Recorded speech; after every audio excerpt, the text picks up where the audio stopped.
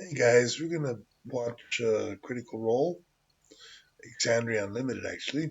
Members get exclusive early access But to tickets for live events, access to our members-only Discord server, instant video on demand, and podcast access right after each episode drop, 10% discount on all merch in all 5 international online shops. With your support, more content is possible.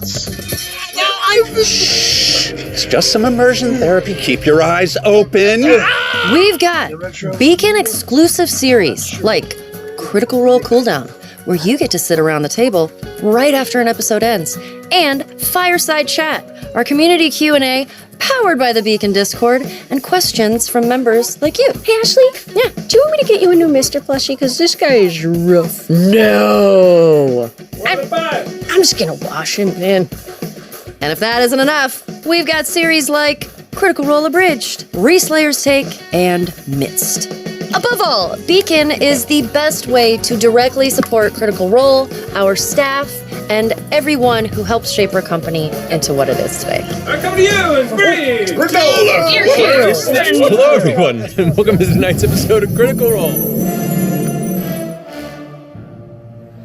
Oh no, oh no, oh no. Complete story, front to back. Look forward to trilogy. That's it! Wow, good luck, next storyteller. My God.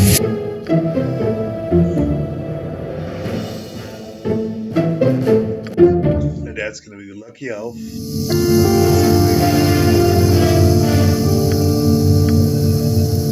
That brains.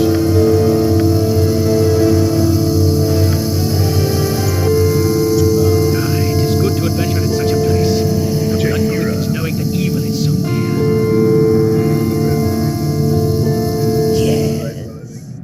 There is suddenly a clicking at the window. Something is knocking on the glass. And as you all turn, you look and see a red feathered hawk sitting on the windowsill. Edrin's hawk! Farah opens the window and lets the hawk in. The hawk wisely looks at all of you and lifts its leg.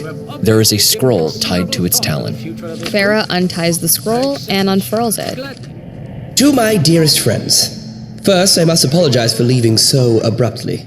What is it Hey, now? critters. Laura Bailey here to guide you through what's new in the Critical Role shop. Could anything be more perfect? Go ahead, darling. Treat yourself. Oh my gosh, it's so amazing. Style should never be a dumb start, darling. Look at this. Isn't it fashion? So much fashion happening here. Check it out. Look. It has pockets. Oh, so comfy cozy. It's so cute. I can't handle it. And hey, if you want, you could head over to the Critical Role shop right now.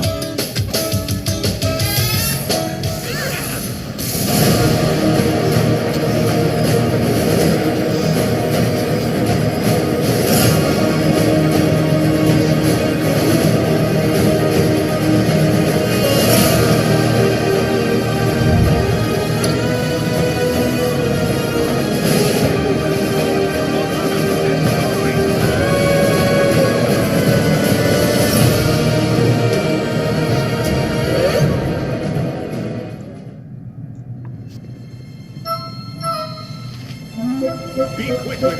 I stand amongst the righteous. What do you want from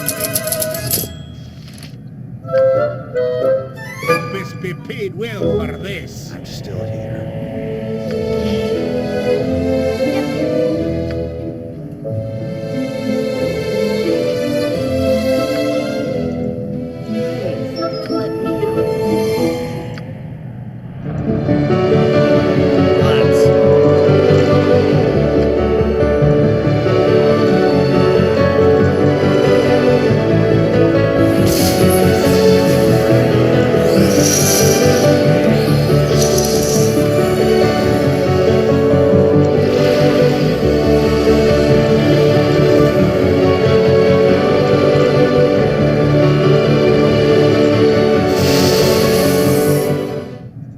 rook to b6. Okay, see if that'll... Trying it. Okay. Wait, it's blinked. There's nothing in here. What the hell? The phonograph said that the answer would be in the journal. Oh, maybe we missed something, like some clue we're not thinking of. We only have 4 minutes left. Okay, think. Oh, the song said, look to the beacon. Look, Right, beacon, light, the light room. Okay. The cryptics. The key is in the cryptics. We know. So if every other letter Times 2 is a combination. Did you say times? Times like a clock. It's on the clock. How do you open it? Okay, what is it? Okay, it's 6, Okay. 2, 4. Yeah. 6, 2, 4. It's 624. 0. Guys, I think I found it. But it's not opening. So how do you unlock this? That's not the cryptics. This is a cryptics. Wait, I think if I push my fingers into... no, that's not working. We just need the code word. What's the 6-letter code? I think it's jammed. Arlo said that in order to find the answer we need, we have to look to the beacon. Right. But Colonel Popcorn's telegram says, be aware, stop, exciting new, stop, amazing, stop, Critical Role content available at beacon.tv. Oh my god, no idea how to finish this fake telegram, stop. Reveal your secrets to me. Can either of you help me with this? That's not a cryptics. I am very aware. Okay, what about this? It says try using beacon. Hey, Travis, could you help with the... Not now, dude. I'm trying to save us. We only got 90 seconds left. 10% off merchandise, members only Discord, exclusive new series. Is that a clue? I don't know, it just feels too obvious, like something that a lazy writer would try and shoehorn into a script. Well, that would also explain this. I know, that's useless. Literally, no one says literally anymore. Exactly. We're running out of time, people. Come on. Okay, we just need a 6-letter word that unlocks this artifact and also unlocks amazing content. Also, would it kill you to try to help us, Ashley? What do you think I'm doing? While you all were busy sucking eggs in La La Land, when I was making an improvised munitions charge that'll blow this door off with minimal loss of life and hearing. You don't explode a door, Ashley. That's not how an escape room works. Oh, really? Because that is literally what this is. An escape room. Did you say literally? 30 seconds. Help! It's again. Fire in the hole! Ah! Hey guys, good job, or not, I guess. Tried your best. Did we do it? Did we escape? No, you didn't. So close. It was this stupid cryptics. The code word was too hard. It was impossible. Was it? Yes. What was the name of the detective? Detective Beacon. Yeah, it was Beacon, yeah? And where did the murder take place? Beacon Street. Yeah. And what was the name of the law firm that hired Detective Beacon to exonerate the Beacon State graduate from the murder on Beacon Street? Beacon and Associates. So, what was the code word? It's Beacon! It's Beacon! Oh. Yeah, see? Here's the room key. And here is all the cool new info about Beacon, our new membership program that offers discounts, early access to the Critical Role podcast, and new content like Critical Role Abridged and Reslayer's Take, along with exclusive content like Fireside Chats, the Crit Roll Cooldown, and many more to come. So how do you get into the clock? You don't! That's just a clock! Kyle, I have a problem. What did you do? Those weren't even here for the escape room. Where did you even get those? Hello, bees, it's me again. Look to the beacon, my old friend.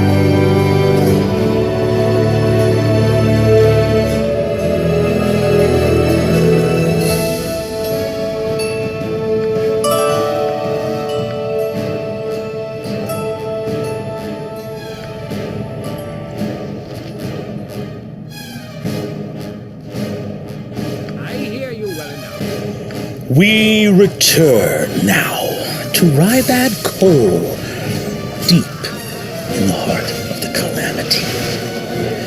A time when all hope was lost. For what seemed like an eternity. In the infirmary, Garin, you have been left here. Phaedra talked to you for a moment before tending to her duties in the Steel Keep. Nia, would you return to the infirmary, or would you try to escort the Dragonborn all the way to the Oubliettes? I think I would try to escort them so I know where they're going. Incredible. Garin, left here in the infirmary as you have been,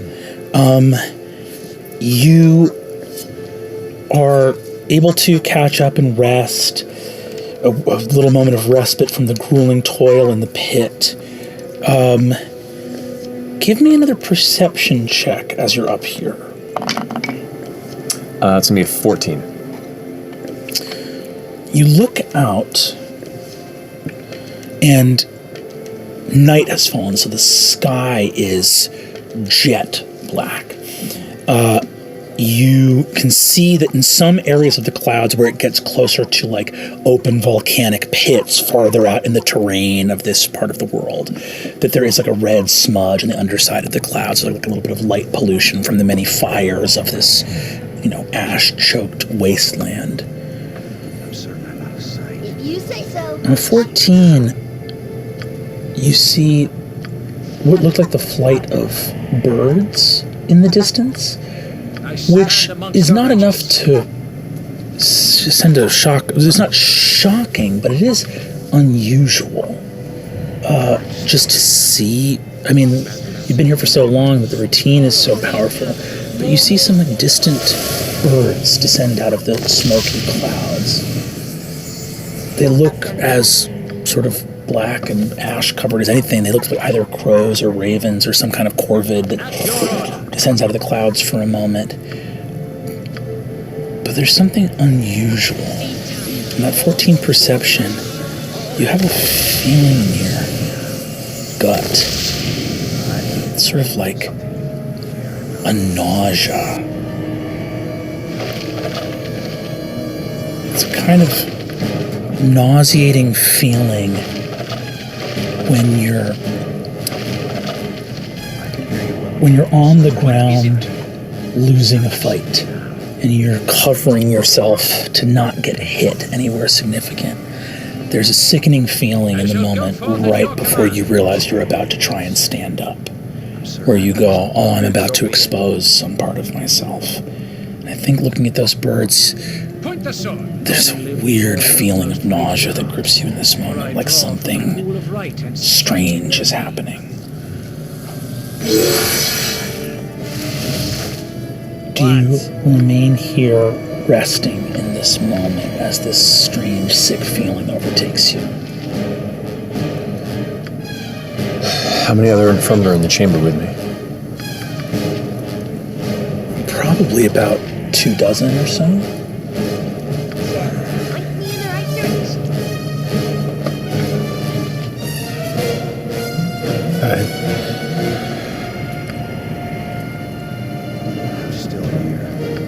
I want to get a better look. Given recent events and odd visions and sights, is there a place on the outside of the mop that I could likely try and clamber to get a better view of these strange arriving? Give me an investigation, and you can use your stone cutting feature to do so with advantage as you walk the stone halls of this opened place. It's a 20. You get to the top. You look out. You were looking towards the northeast from the infirmary, from the mop. As you get to the top, you look to the west of here. And you are filled with a strange sensation. There to the west, something bright and red is walking across the land. first you think it's a storm cloud or a cyclone at the edge of the horizon.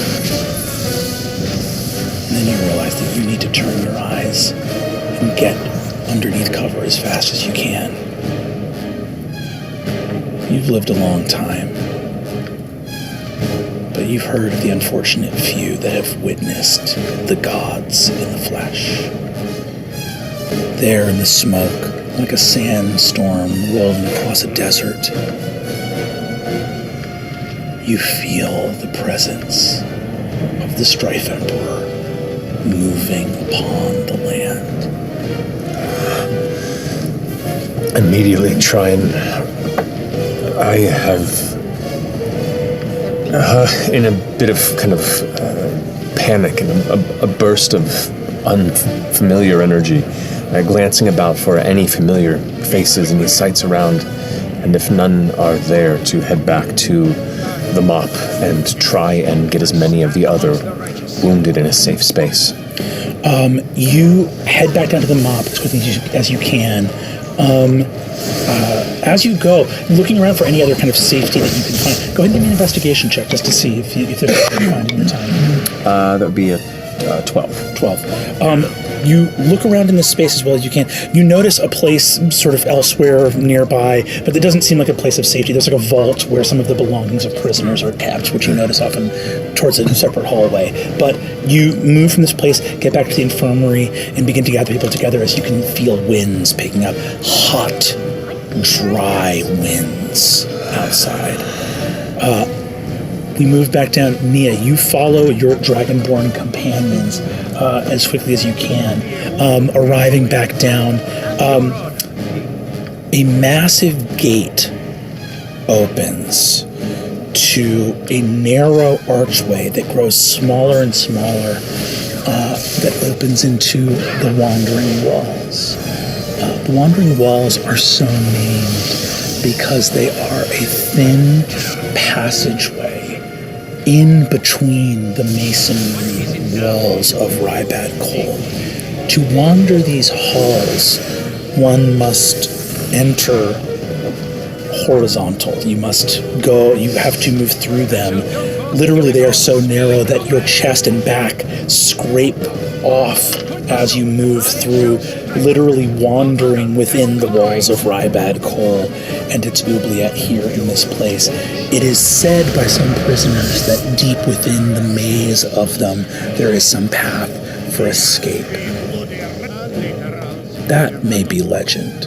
What is true is the number of places where the floor suddenly gives out and your chest and back are scraped off as you slide down into the darkness.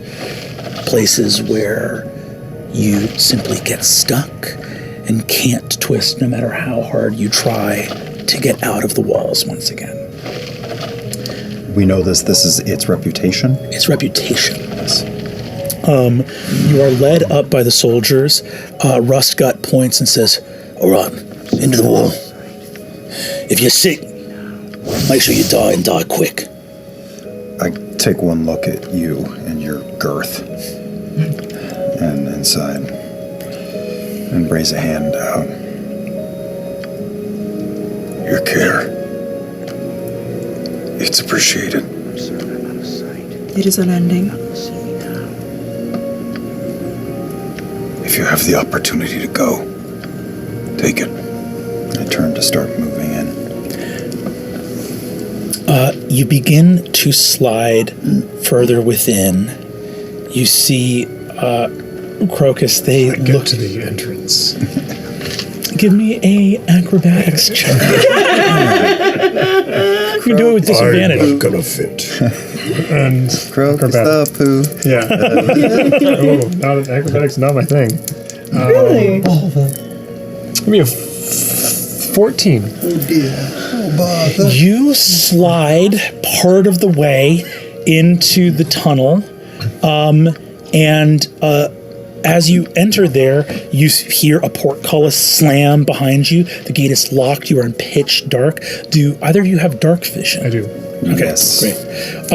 Then you can see, but I think as the other Dragonborn move into the wall. Crocus, you manage. That 14 means you're not crushed by the portcullis, but you are stuck at the entrance. You are just too hulking to move farther in. Has the guard left? I think Rustgut closes the dungeon, looks at you, Nia, and says, "As you were." Nia hates herself for it, but she leaves without a plan. But she just goes back to her work, knowing that this is not where this story ends. She defies what she, in her gut, knows what very well could come to pass. You head back to the infirmary. As you do so, you see that two of the little kids, the two blue dragon kids, who come up to you, you see that as they begin to move, their mother calls out and says, "Selwyn, Seldria, don't. The gentleman is not well. They're sick. Okay, so don't touch them." Because you see that both kids have sort of moved up, and you hear one of them call up to you and go, "Mister, are you okay? Can you fit?" No, I'm stuck. We gotta help him. How big are the space between the bars of this portcullis? Could I reach my hand through? The spaces between are probably big enough for you to get 2 fingers through, not your full hand. I look down at the lock, and I try and get my hand through to see if I can just grab the lock and break it off. I can't get my hand through it. I'm stuck. And this is the narrow walls that Arrow has moved in towards with the group behind. This is all solid stone, right? This is solid front and back. You're looking at a narrow slit for you to shuffle your way through as best you can. There's one way to go only. It seems impossible to get the big guy. It looks like the big guy is just going to, be stuck here for as long as it takes for them to open that door again. Yeah. But you see that the kids look up at you. One of the kids goes, "Mom, I can get through no problem. Should I go ahead? I can go scout." No, son. Hold a moment. Are you sick? Of this shit, yeah. Wait, who's sick? I don't think anyone is sick. Okay. My friend was worried. Us a little bit of time. All right. The green dragonborn says, "That was a little bit of fast play from your friend. Did you know that woman, the nurse, the half-elf who came in?" Nope. Yes. Not for a long time, but yes. Well, I'm not sick either. I'm Coswald. It seems like we might have been bought enough time to at least be kicking around until the next wagonful. You see, the woman speaks up and goes, I'm Celeste. These are my children, Selwyn and Seldria. Selwyn and Seldria. Can I be of most use? Well, I don't think we have much of a choice but to stay put here with you, friend. Well, I mean... Yeah. Crocus. That's you Crocus? Yeah. Beautiful. I can hear you well enough. Like a flower, right? What is it now? All right, friend. I didn't name me. Yeah, all right. Well, neither did I. You see that as you guys are trapped here momentarily, you come back to the infirmary. Nia, you arrive to see a very shaken-looking Garin in here. And Phaedra, the noise of the sharp intake of breath from that child as he poured that wine on the wound in his hand, staying in your mind's eye, you arrive back in the infirmary at the same time that Nia approaches as well. Did you find them? Yes, we have time, but they're in the halls of wandering. They are stuck. Crocus can't fit, poor guy. But I saw Arrow. He's okay. We just have to find a way to get them out of there. But I bought them time. Not much time. Not much time. What? He's coming. The Emperor is coming. Now? I can feel him. See him on the horizon. We're about to be visited. Okay. Plan. If that, I'm not even going to question it, that is true, then I think that gives us time. If we move out of his gaze, we can find a way to let the distraction of his presence be the thing that gets our friends back. We can use this. Right. Well, I know old timer over here knows a little thing or two about how to get around the oubliettes. You do? You do, right? I built some of the places. There's some imperfections in the porous stone that we were forced to use. Could have a few points of fragility. The right push. How are we going to keep out of the gaze of a god? Are there guards posted around the oubliette?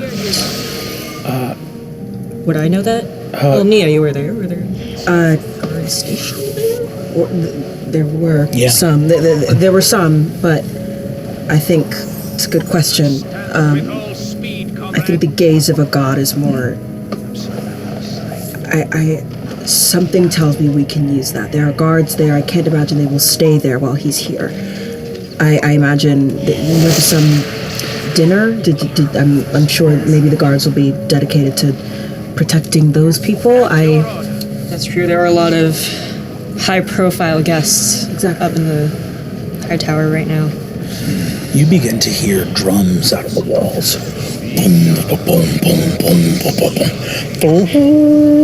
Horns and cheers from the soldiers as they see the approach of their deity.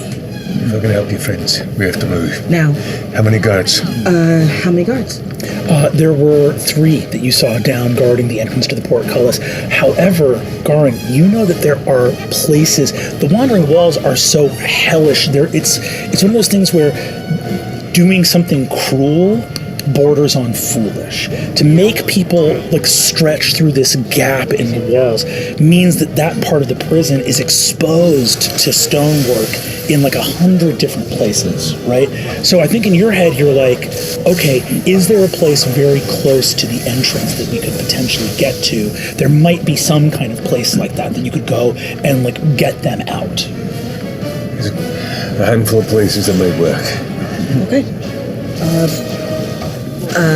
Nia will grab some tools to make it look as if she's going to go help someone. Grabbing your tools, amongst your personal effects, in a drawer where some of your supplies are, there is a rare piece of contraband that you were able to sneak past the guards in here. There is a clasped locket that you know holds a picture of Liana, your sister. It is glowing now, and light is coming out from the crease underneath it in a way that you cannot explain. This is something that I have not seen happen before? You have not seen this happen before. Nia... She does not have enough time. She's going to try and find a... Not that she doesn't trust her friends with this, but she wants to find a way to secretly clock it or check it if she can. Give me a sleight of hand. I love the noise people make when they don't have that skill.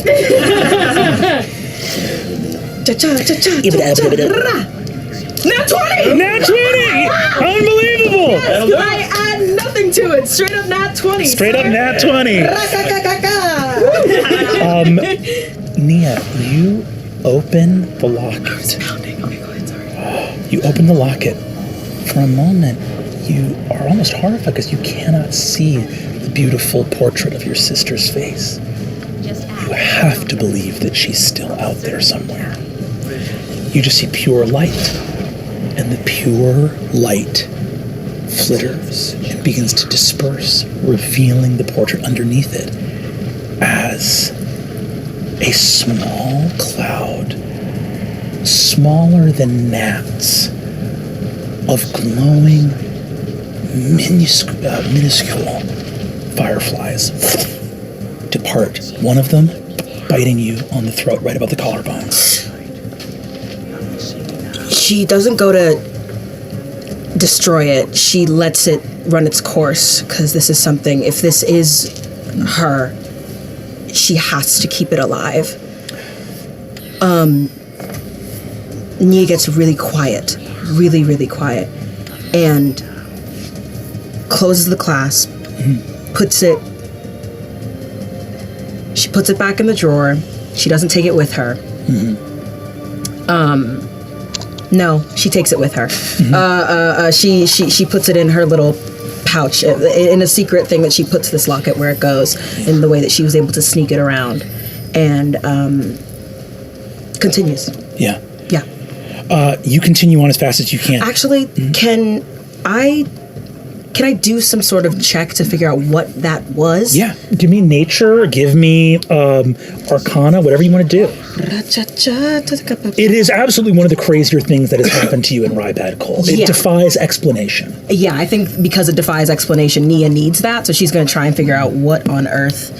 Okay, you said, what are my options? Nature or arcana. Nature or arcana, they're both the same. 14. 14. Without crushing it, you see that this little bug on your hand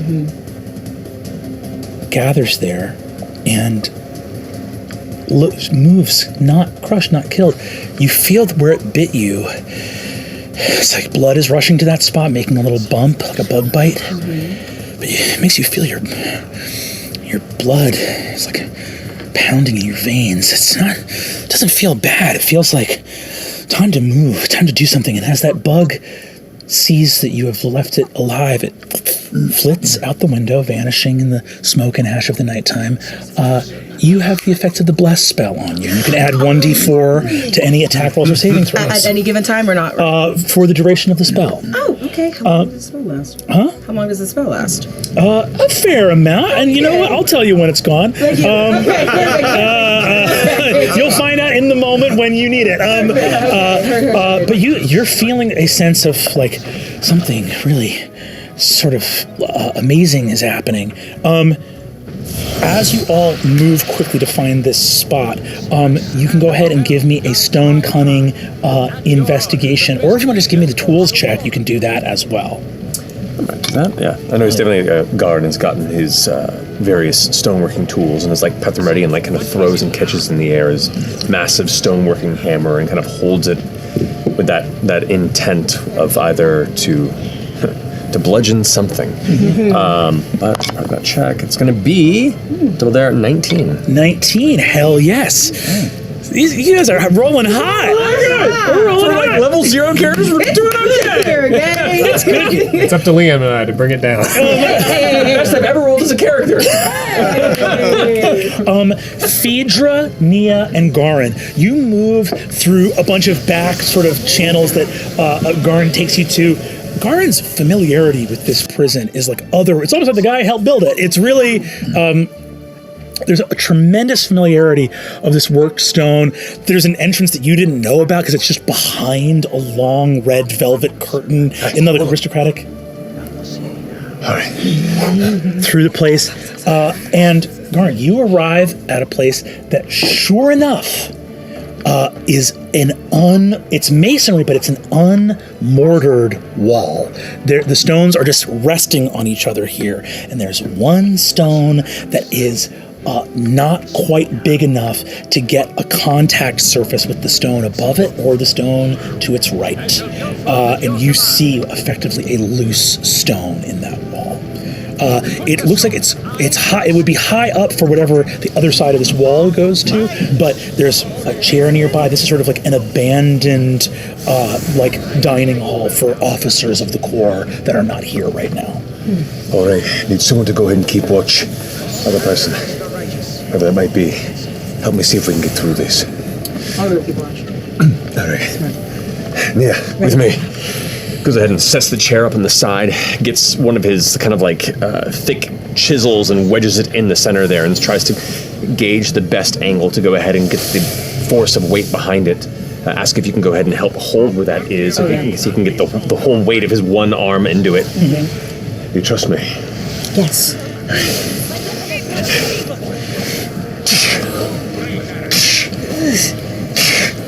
This hammer thunders down on the stone. Boom, boom, boom. And finally, the stone moves past, clips through the shortest point of the stone above it and below it, and you see slides off and funks into the passageway. Narrows, you hit it just right so that it slides down the narrow side, clatters into the wandering wall behind it. There is a large masonry block space where you guys could slip into that narrow channel. Is that audible to any or not? Perception checks from you guys. 17. That's 16. Both of you hear, there's a lot of other noises nearby, but both of you hear an audible ka-chunk of the stone sliding down through the narrow passageway. It's not far from here. It's maybe, something like 50 or 60 yards from here. Okay, also follow-up question. Was the sound of that, it was like war horns from outside? That would have been way more muffled to you. To us? To you guys, yes. Okay. Then hearing that stone, then Arrow is going to start sliding up to figure it out. I've got 60 feet, dark vision out, so I'm trying to figure out what the hell that was. I know that Nia has run off to try to enact something, so... Hell yeah. Putting two and two together. Go for it. No, I think that once I see that that's fallen and I sort of understand what's happening, Nia sends out there's still a lot of noise happening and cacophony of sound, so I don't think she's incredibly worried. She sends a whistle down the hole so that Arrow can clock that it is her and we are here. Cool. Yeah. You hear a familiar whistle coming down the hallway to you. Do both of you guys want to get into that wall space, or are you staying out in this other room? You go on and get your friends. Okay. I'm going to go ahead and climb in, but stay there within eye contact. And I'm just making sure, did that noise attract anyone down that hallway we just came down? Do I see any movement or? Down the hallway you just came down? Yeah. Or from anywhere? Nothing at the moment. Okay. Nia, go ahead and give me an acrobatics check. I will. And I might use... Oh, we'll see first. Let's see first before we... Oh, yeah, we're going to use that bliss. That's a 4. This is a D4, right? That's a D4, yeah. Something else. Please be... Call it a DC 10. So close. 7. You slide into the wall and can feel yourself get down there, and as you do, your foot suddenly, where it should be floor, feels an opening to one of those pits that just drops down, and you suddenly, I'm going to need a dexterity saving throw from you. Okay. We're cognizant of this? Yes, you are cognizant. And I start sliding as fast as I can. How far does this happen from me? Directly in hearing of you. Yeah. I'm trying to reach for as fast as you can. I'm gonna try and get a hand up there if I can. You said dexterity saving. It's an 11. 11. Okay. I would like a dexterity save from each of you. I just need one of you to beat a 12. My dex is a -3, so... A dex... I hit a 12. 13 with a -3. 13 with a -3. What'd you get? 12 on the nose. 12 on the nose. Yes. So, Garin, Nia, as you leap down bravely into the dark, your foot goes to find a steady floor, and instead you can feel the cold, and you suddenly have a moment where you know you would slide, scraping your body off on the walls until someone else's bones caught you. Instead, you feel at the same instant a strong, wiry, draconic hand grab one bundle of cloth on a shoulder and a powerful dwarven hand grab a bundle of cloth on the other, as you guys are united in the Wandering Wall, face to face. And for the first time, both of you with dark vision turn to behold each other. I also have dark vision. Hey. Hey! Is there a part 2 of this plan? We leave. That's the part 2. Where's Crocus? Well, it's a thing. Okay. He's large. We've got a number of people with us. We can get most of them down here, but I don't know about the big guy. Well, we know, I know where the gates were to get into this place. If I tell you where they are, do you think we can find a way to get to him from the entrance as opposed to this? We can try, though it's likely a little more out in the open. Okay. Phaedra, give me a perception check. Oh, that's a bad one. 8. I think I'm very distracted as soon as I hear Crocus's name and I hear we can't get him out. Phaedra's attention, I think, is immediately sort of distracted by that. Cool. Hearing that, yeah. Great. What's your armor class? Favorite question. Oh, it's a 13. 13? Okay, as you are turning to look at the wall, a crossbow bolt thunders past you from one of the guards, openly firing on you. Looking past you, just twang, and he says, "There!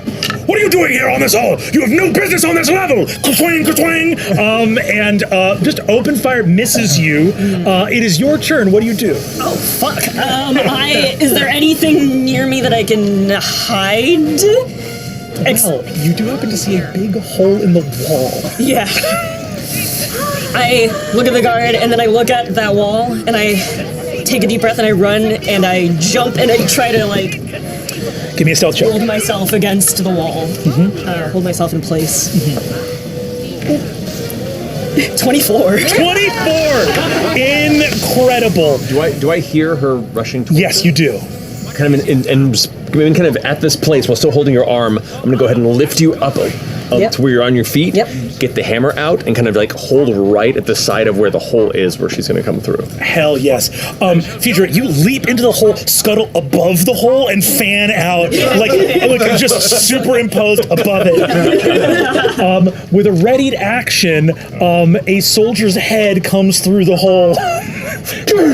Bring my stone hammer down. Go ahead and make your attack. Everybody roll initiative. Oh yeah. Let's go. I'm gonna do so much. All right. With a -3 dex, I still got a 15 total. Absolutely perfect. What's that? 1. Oh, 1. Great. 15. Did anyone beat a 15? No. Wait, it's plus your dex, right? Yeah. Plus your dex. That is correct. Hell yes. So this soldier wearing cast iron full plate hauls himself through. You have a readied action, so we don't have to go to your turn. So he goes. You're going to get a readied action on him, and then did anyone else beat a 15? No. It's going to immediately be your turn after that readied action goes off. Waiting for so long to do this. Go ahead, take your attack. First attack, not great, but it's a 10. This is a human guard without dark vision. So in other words, you will have advantage because you're attacking in darkness. Alrighty. That's better. That's a 16. 16 hits. For my stone hammer. That's just going to be 1d6 plus your strength. I'm about to say, yeah, not a tremendous thing. That would be a 1. That's me 5 points of damage, I believe. Boom! That's your first attack. Then it's your turn. I don't want to get hit by a stone hammer. No. That's going to be a 22 to hit. 22 is a hit. Go ahead and roll damage.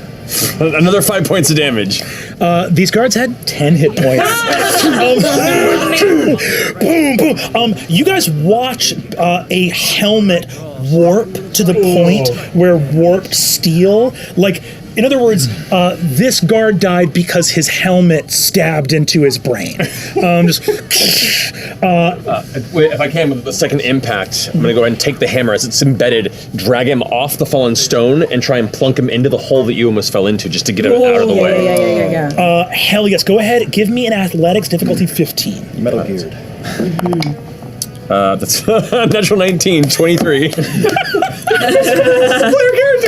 is unbelievable. I'll say on a 19, Matt, you can plug up the sort of dangerous pitfall trap, or if you want, you can yank him and plug up the hole leading to the other guards. He's so heavy that if you just jam him in his armor in that opening, up to you. If you want to remove the obstacle for you guys in the floor, that's a great use for it. Or on a 19, I'll let you also, if you want to just seal up the hole in the wall, you can do that as well. I mean, in the moment, thinking the conversation about you being stuck and trying to find the other way out,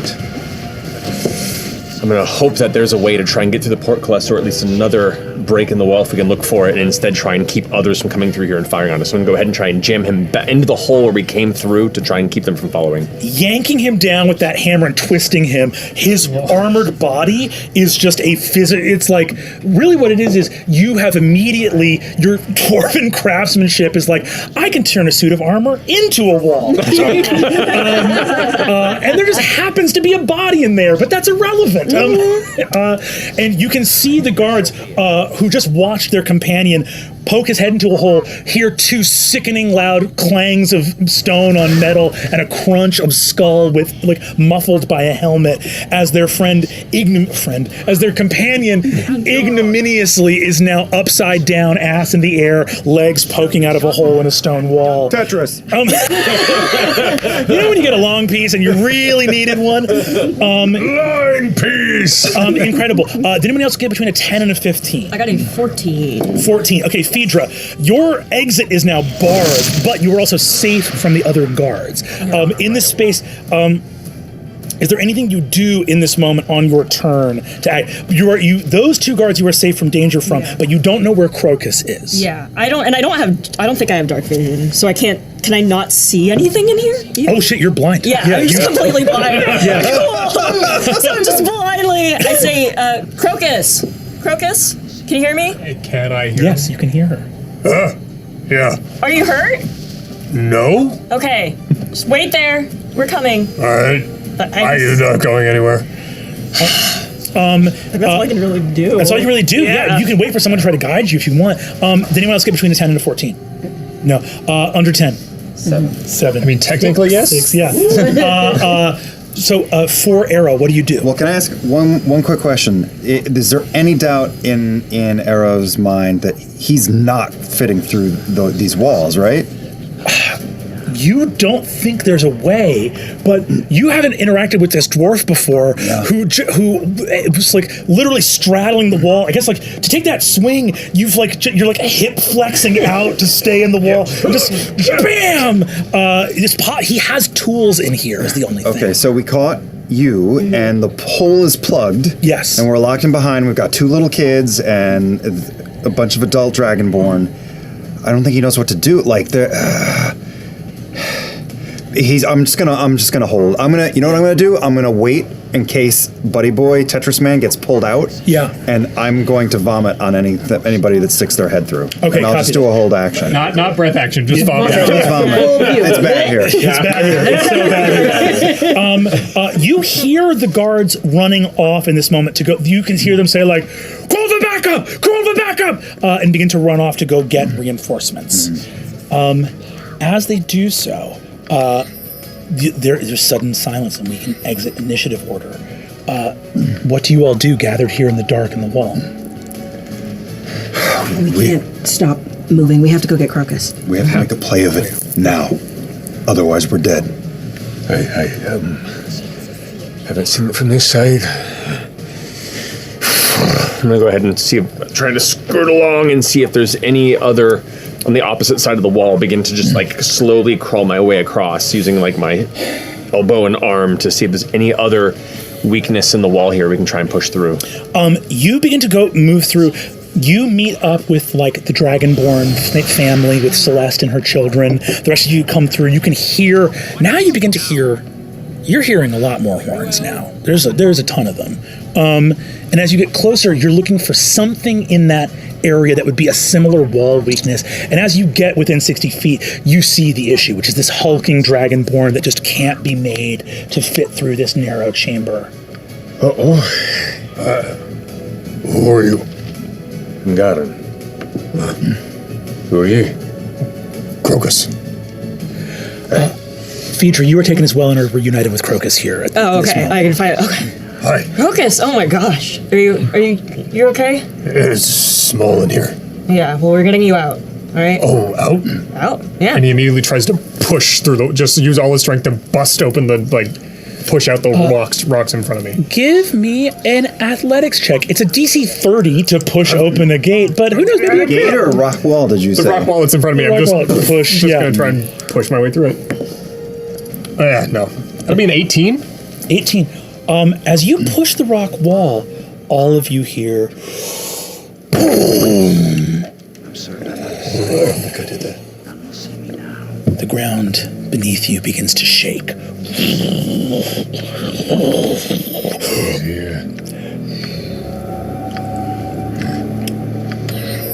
You hear a noise like cracking.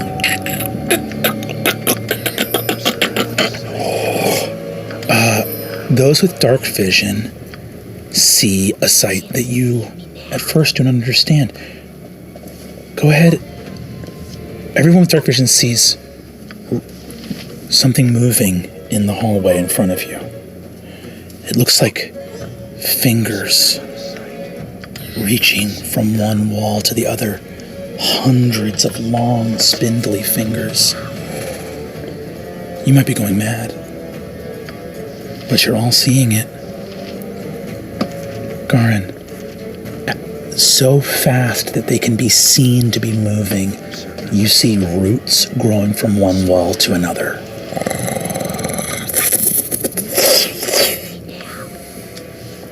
Are they clogging and filling the entrance entirely? Where you would go, that is now fully blocked, and there is the portcullis behind you. So it's coming like a Play-Doh Fun Factory. Yes. Up toward us. Up towards you, yes. Okay. Phaedra says, why did everyone just get so quiet? What just happened? Sticks. Sticks? We have to move. We have to move. We've got to change the plan. I'm going to turn. I see the hammer in your hand. Arrow goes to the gate, moves. Once we get out to the gate, there's a little more room, right? Yes, there's a small kind of triangular antechamber. And I yell out, "Dwarf!" And then I belch fire all over the gate and its lock, heating it. Hell yes. Go ahead and roll damage for me if you'd be so kind. Okay, so I assume the gate doesn't have to make a save. No, so it automatically fails. And is that 3d10? What is it you roll? No. It's 1d10. 1d10. Okay, cool. Creature takes, and I rolled a 1. A 1. You summon your breath, and you see that it heats it. You think this will work. You need to funnel more of the breath into the mechanism itself, and probably it's not enough to melt the lock off, but it's certainly enough to soften it in a single hammer blow. As this happens, Nia, you get a feeling like your stomach rising up, like when you move quickly over a hill. And as it does, your locket glows, and the chamber is filled with fireflies. Green light. Nia, truly believing that she has gone mad, just starts laughing a little bit. Seeing all of these fireflies, she, knowing that her sister is near, even in this terrifying hellscape, she knows that her objective is still possible, and she laughs.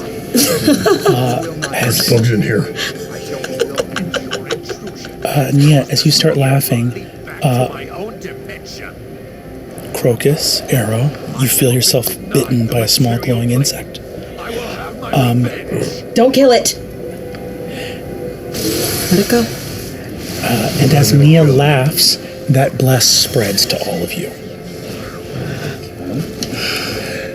What in the gods is going on? Not gods. Does this gate go up? I need everyone here to make a DC 23 dexterity saving throw. Sure, Brendan. Wait, I think. Mathematically. Oh, wait, I might. What'd you say? Dexterity saving throw with the it is possible with the dexterity saving throw. My D&D Beyond has been messing up, but. And I would use your stat block in front of you. Okay. And then it's a D. I don't get anything extra for a saving throw. No. Right? It's just. I don't think so, yeah. With that bless, I got a 5. 11. All of you. Yeah. Nope. 19. So close. All of you in this little triangular antechamber fail a DC 23 dex saving throw. And go prone. Garin, through the tremors in your feet, an entire tower of Rybad coal. You can't see it, but you feel through the stone. An entire tower has been pulled out of the earth by a force of magic greater than you have ever felt, thundered through the air, and all of you are knocked to the ground by the tremor of an entire built tower, a keep of Rybad coal, slamming into some surface above you. The wall, the narrow passageway in front of you, a wall of it collapses, choked by roots. That way is barred. That is collapsed and gone past you. So the roots had nothing to do with us going prone. A tidal wave of roots came, and then something else happened entirely. A tidal wave of roots came, and something else happened entirely. You are witnessing, the events you're witnessing in your sleep-deprived, malnourished state would well within reason make you think that either you were going mad or maybe you have died. Maybe this is the visions that a person has while they're dying. Maybe you're still in that carriage. Who knows? It is as maddening as can be. These glowing fireflies surround you. They've bitten you. As they do, the roots arise. Arrow, in the very front of the group, a root suddenly strikes out like it's going to pierce your chest and stops in midair as a little glowing bug passes in front of it, and the root pulls back, and they grow, stopping in front of you, and then you hear them pick up again past the portcullis in some deference to this cloud of fireflies, that the roots will continue their destructive work, but bow in passing to this lovely cloud of insects. I think I see them moving around. I wondered if the roots are passing us, do they pass through that small, the pulls between the gates? Like, do they get through that? And do they strength of them? Do they sort of give us? Do they damage the door at all? Yes. The roots, you believe, have damaged a lot of the building around you. It is possible that the door is... Actually, I'll say this. The gate is fully off its hinges. However, the problem is that the portcullis, the part that's supposed to raise up, that has the lock on it, that now can't get drawn up. So you're suddenly in this world where you're like, how the fuck do we get out of here? In the moments that come, you hear thunder and lightning. There is a moment where all of the air within the chamber suddenly recedes like a tide. All of you in this moment, even though you are partially under rubble, you hear chaos drums roar outside. There's a moment where the air recedes like a tide, and all of you are forced against your will to exhale. Just... and after that, you hear a noise like a type of thunder you have never heard before. It is a lightning blast that threatens to permanently deafen everyone in this space, even buried under a fortress of stone.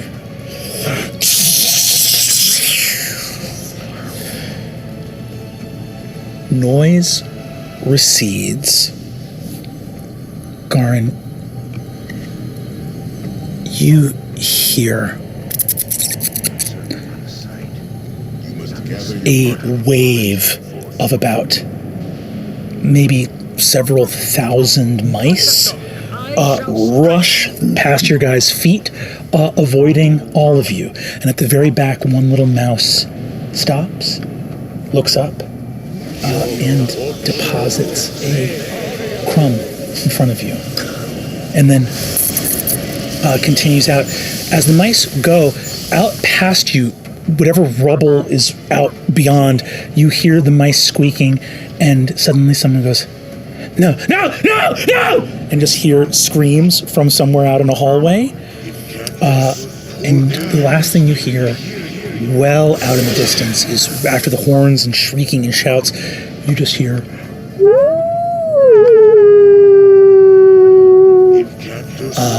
and the noise of soldiers and men begins to be replaced by a distant howl that pierces the cold stone, noise like roaring and stamping. That fades. Do any of us recognize that sound? Give me a nature check, difficulty 10.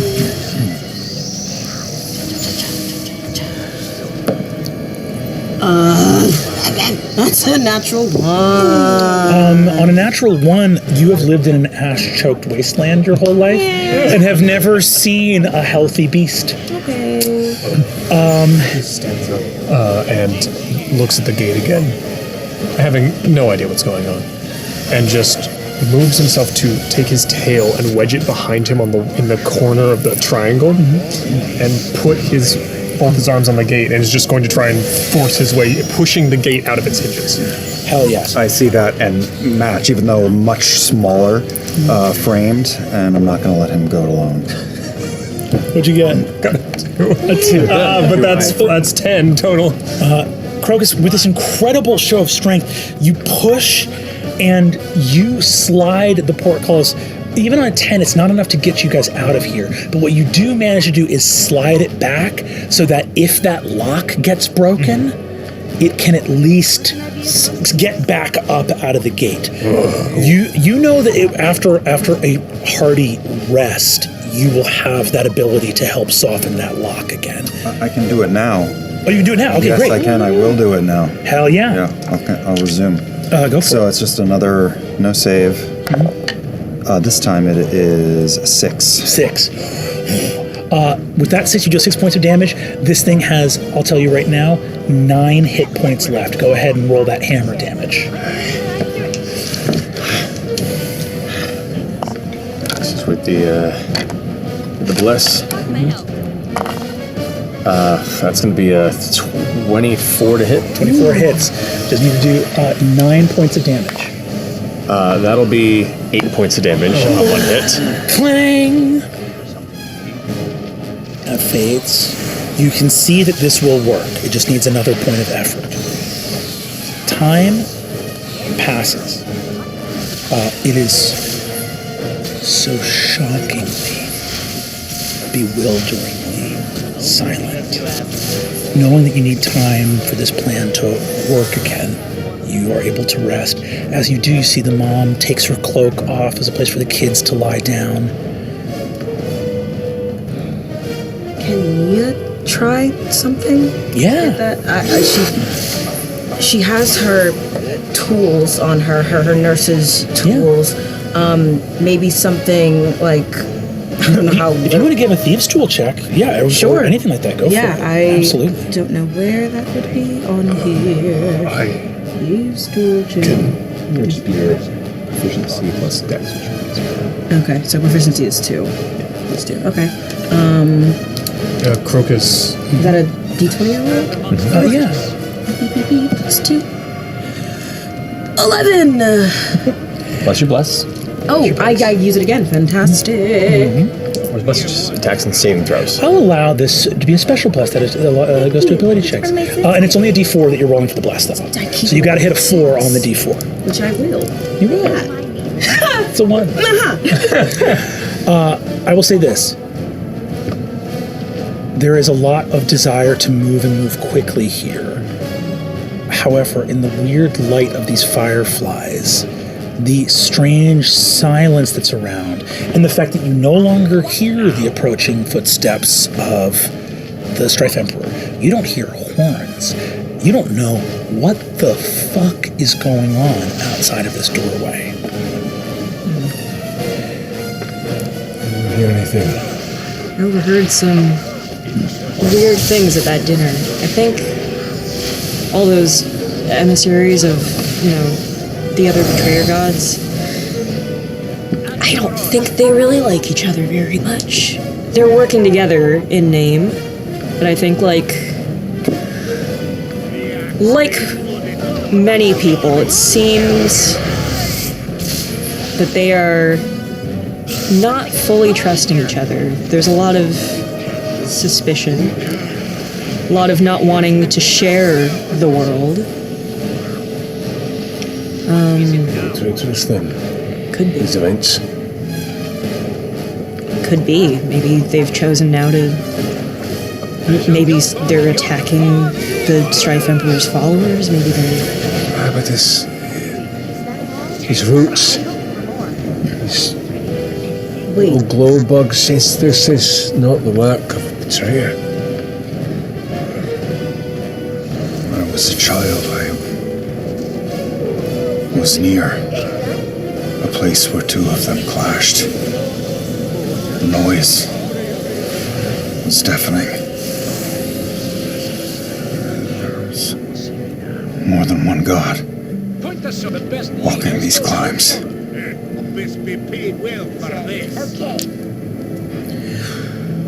So then that noise that we heard, that could have been. That was when one of the gods got struck down, he said. Could that have been what we heard?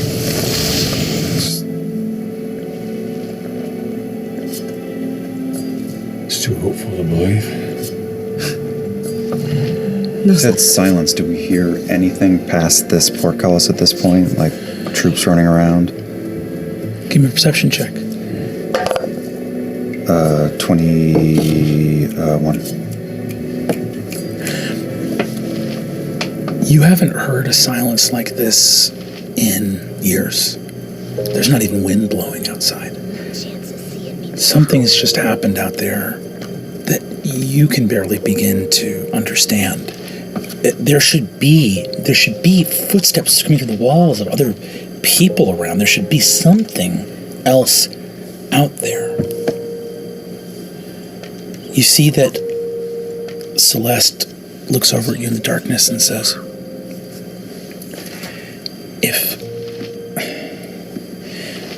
If any of us had a breath like yours to help with this endeavor, I think we would use it. Perhaps the best thing is, if you're not really sick, none of us are really sick. No one's sick. I lied. Thank you. And you see that the little boy, Selman, looks up and goes, see, lying is great sometimes. Sometimes it's okay. Sometimes, to save your friends and your family, but you always have to tell them after the fact that you have lied. You have to tell the truth about lying. You have to tell the truth about lying. Okay. You see Crocus can't work that out in his head. Crocus. This one's got breath of flame. You got anything packing in those lungs? No. But he has so many other strengths. It doesn't work. He kind of like, you can see that black veining kind of goes up into his throat, and there's like a weird crease in the scales around his throat, and you can see that like around the corners of his mouth, this kind of like snow sludge kind of falls out between his teeth. Doesn't really, that's all right. You find strength elsewhere. He shows off his cap and his arms and takes his, puts the hammer on his side, pulls out the chisel. It's probably like a little bent from some of the previous stuff, and goes up to where the lock is. Is there like a visible, damaged but visible kind of like key entrance there? Tries to jam the chisel in there. Turns the hammer and hands it to him. Why'd you do that to your arm? Regret. And he just... Go ahead and give me an attack roll. Oh, point of order. I can't fit my hand through the bars. He sticks the hammer and his hand gets stuck. Yeah. You put your hand through this, like, once again, this massive strength that is used here to your advantage. You just want to fucking help. You go, your hand fits inside the portcullis. There's got to be a path for you. At your order.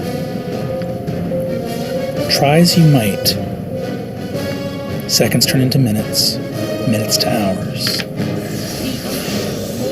Strange in this place, surrounded by crumbled rock and root. After time, Arrow, you feel that fire breath return to you. It has been long. There has been no noise, no clue of what is occurring in the outside. After many long hours, your breath returns to you, and you may attempt again.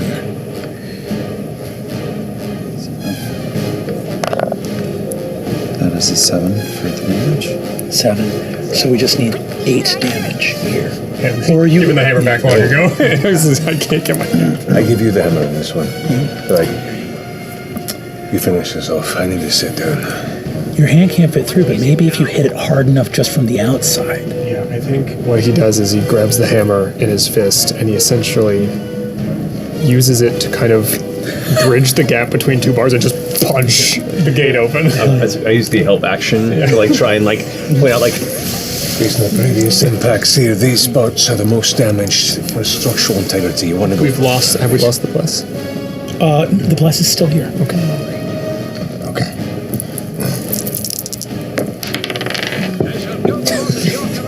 Terrible. We have advantage. Oh, great. Good. Better. Actually, no, yes, better. So that's a total of 21. 21 hits. Go ahead and roll damage. You're trying to do 8 points of damage. Is that a D6? And you can add the bless to this roll as well. That's 8 points of damage, you said? 8 points of damage. That's 5 points of damage. Plus your strength, really? Oh, no, plus my strength. That's 9. 9. Okay. Boom! The lock shatters, the softened metal. You burn a little bit of your knuckles punching through with the hammer. The lock is undone. The chain falls to the ground. The portcullis goes up. And as it does, gate falls. Partially crumbling hallway before you. You see that there was a administrator of Rybad Cole who is now less than 10 hours after you heard them scream, a completely picked clean skeleton. No flesh anywhere. And as you walk out, you see 3 ravens on the tattered clothing of the body. Take flight. Phaedra, you know that this hallway should go out towards the Gauntlet, one of the 2 major cell blocks.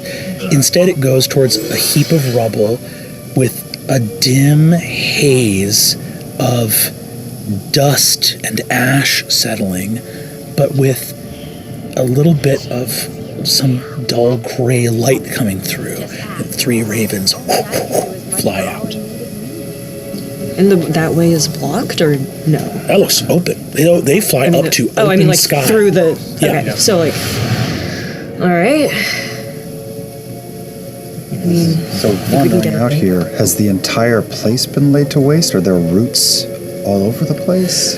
The hallway ahead of you, you see the roots burst up from the floor, and as they do, you see that there are 3 soldiers that look like they were running down this hallway. The roots have erupted into briars, and you see that rings of briar have severed their heads from their shoulders. Just you can see where an iris of thorny plant matter just pulled heads from shoulders as they ran. Not supposed to happen. No. Carefully, bud. It's time to leave. Yeah. Where do we go? Think we're gonna get up through there?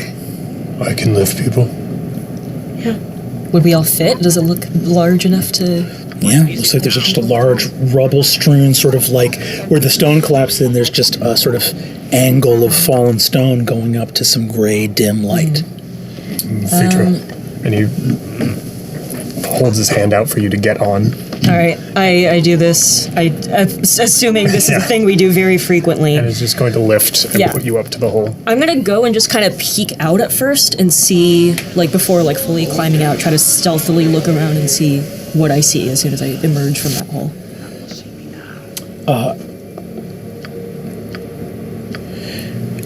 It's hard to describe how you're supposed to feel when you're looking at things that aren't supposed to make sense.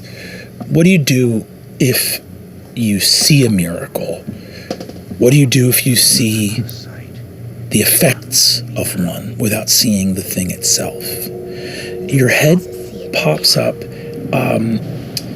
The western wall of Rybad Col is in tatters and ruins from some kind of concussive blast. You see the Steel Keep, which earlier you had served dinner in, is about 2 miles away on a mountainside, having been lifted up into the air and hurled through space.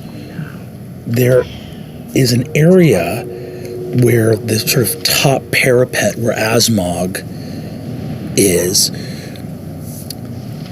there is a shadow of him stretching about 3/4 of a mile out that looks like his shadow was permanently burned into the ground at an angle from something rising in the east. Like something looked at him from the edge of the sky and incinerated him so beyond the measure of what mortals are capable of that the only thing left is his shadow singed into the ground.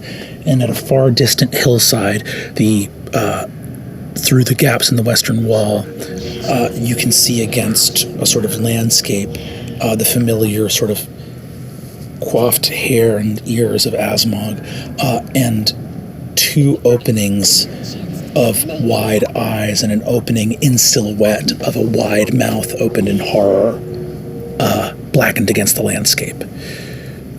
The briars that towards the northeastern wall, the towers were torn down by briars. You see dead beasts like you've never seen before. There is a bear that when it had the ability to stand on its hind legs would have been about 30 feet tall, with several dozen arrows in its body. You can see armor hanging from its teeth. It lies dead on the ground.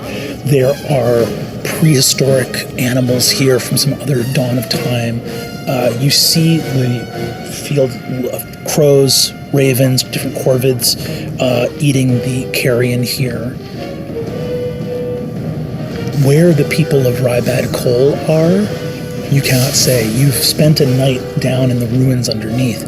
You see the fallen walls. There are footprints in the dust and ash surging out from Rybad Col, just where hundreds or thousands have fled. There is no living soldier that you can see in this place. And the last thing you see is some 80 feet tall, thudded deep into a stony mountainside, is a single iron greave, which is the name for the shin protection of armor. So someone who's to the knee was taller than a fire giant is gone, and there is a crackle of electricity across the sky as you see a chunk of a god's armor thud diagonally into a mountainside and stand there under the ash-choked sky. Alright. I say, alright guys, come up. I think I've officially fucking lost it. Lost what? It, my friend. Yeah.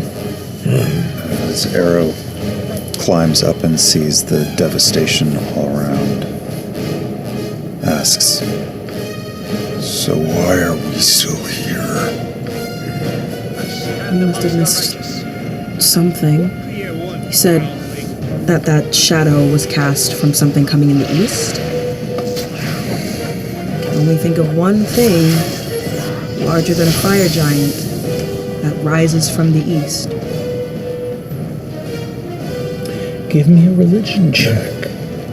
At your own, for honor and glory. 6. Bless. Go ahead and roll this one. You'd be so kind. What did I say earlier? 6. 6, 9. On a 9, I think, and this will be the final use of your bless ability before it is gone. You think that the vampiric Lord Asmog finally saw the sunrise. You believe you are correct in your assumption. Yeah. I think Mia comes to that realization, shares it with her friends, digs in her pocket, kisses the locket, puts it back. No guards, no captors, rubble and waste. Your freedom is yours. And as your reward for your escape, ruin and ash-choked wilderness. What do you do? Where's everybody else? No, I mean, we were down there for a while. It seems like there's footsteps, I think. No, Oh, you mean the boys? yeah. That's a good question. I don't know. Last I saw them, they were in the kitchens, but could go. I'm guessing when all this shit went down, they probably just, did the smart thing and booked it, but... It's not that we don't just see the dark forces here. There's nothing living except for carrion birds in sight. This is your first greeting upon getting out here.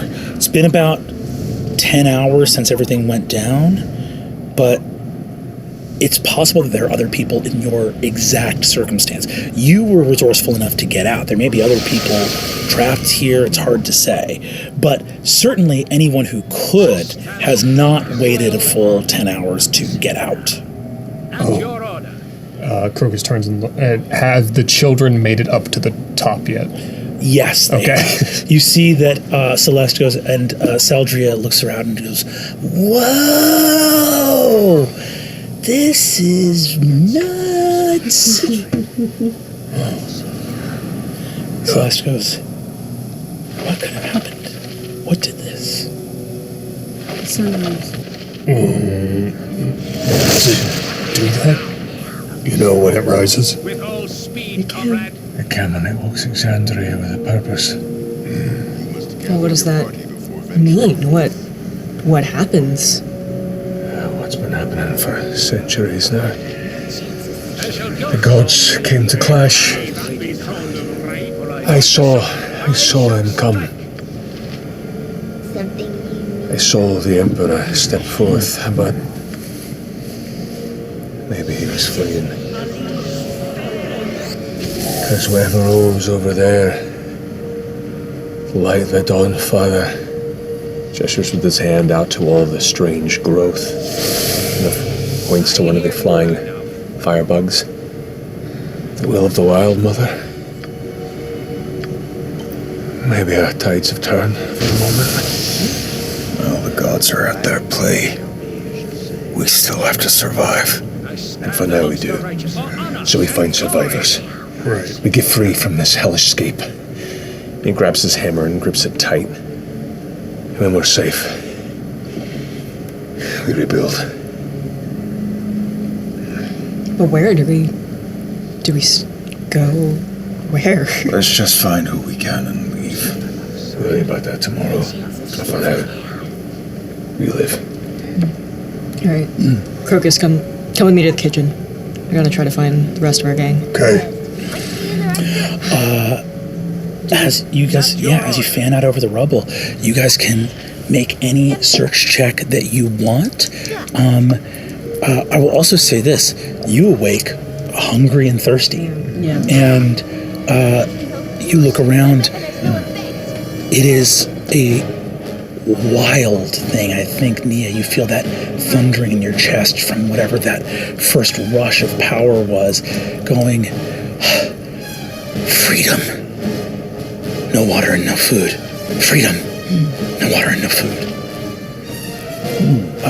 Let's go ahead. I think for Phaedra and Crocus, you guys look for the rest of the roaches. I will help you and give you advantage on whatever check you make. Go This ahead. is not my strong And I'm going to suit. say these are extremely consequential roles. Okay. I am an impartial arbiter of the chaos visited upon Exandria by the gods. All right.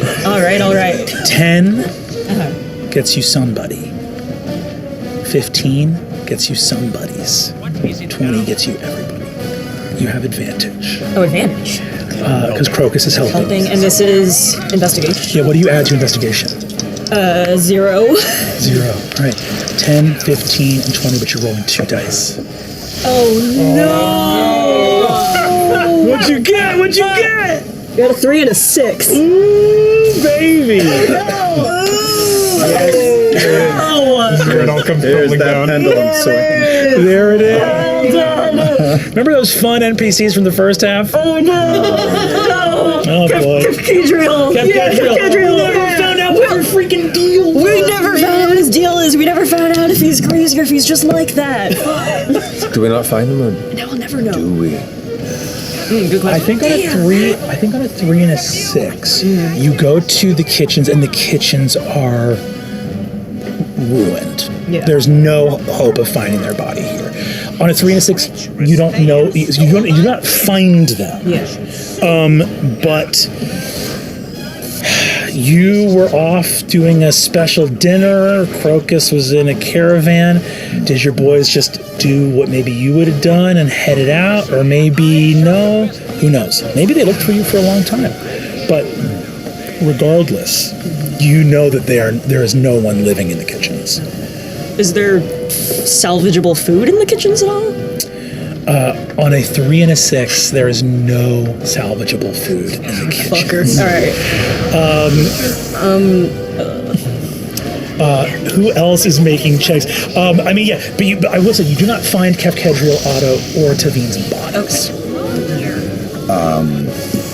Arrow is looking for 2 things. He is searching for where he was processed as a prisoner, so that he can find his belongings, and the map he spent decades crafting of Wissar, and he is keeping an eye out for water of any kind. So, you're making an investigation check as well. 10 gets you one of those things. And I'll ask you, what is dearest to Arrow? What is dearest to Arrow? Is it the map or is it water? Yeah, I guess it's the shoulder of the elephant. Oh my god! I know. Never again. I wanted. Yeah. This is the campaign. This is the campaign where finding a jug of water is the fuck me. I gotta. Okay. So map is 10. Map and water is 15. And those are the 2 things you're searching for. I'll say this. On a 20, you get that and any you'll find all of your effects or belongings on a 20. Go on. Natural 20. No! You gotta be fucking kidding me! Yes.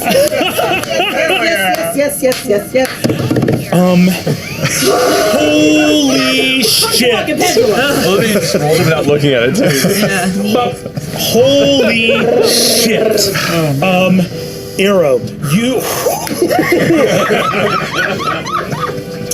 Arrow, you go up. You go up, Garin.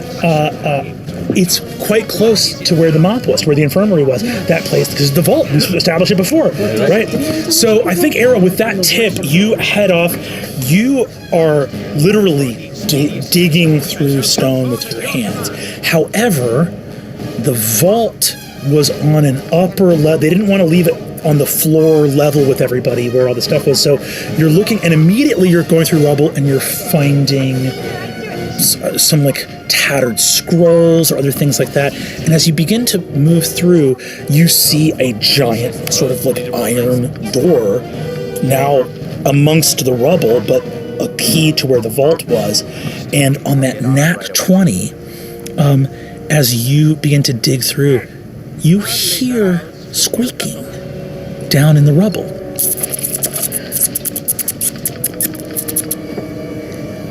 I follow the sound. Moving aside, you push and see a small, on a nat 20, a small group of mice pulling a traveler's rucksack. We've got a small little group, about 10 of them, pulling on a leather shoulder strap. And you look down and see your bag. Rare herbs, sacred stones, things that a traveler would pick up in long travels over Guisar.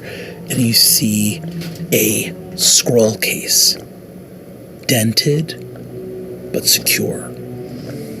I squat down, holding my bag in my hands, looking at these mice. What is your mother playing at?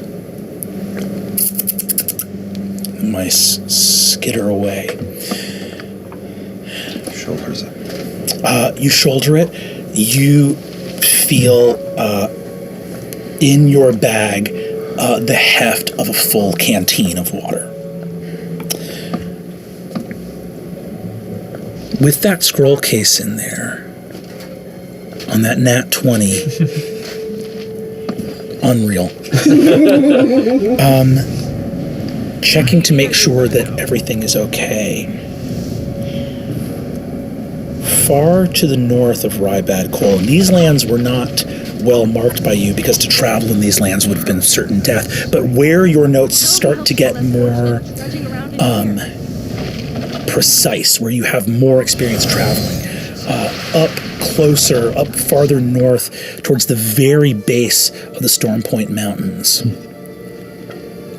You see that there is a tiny little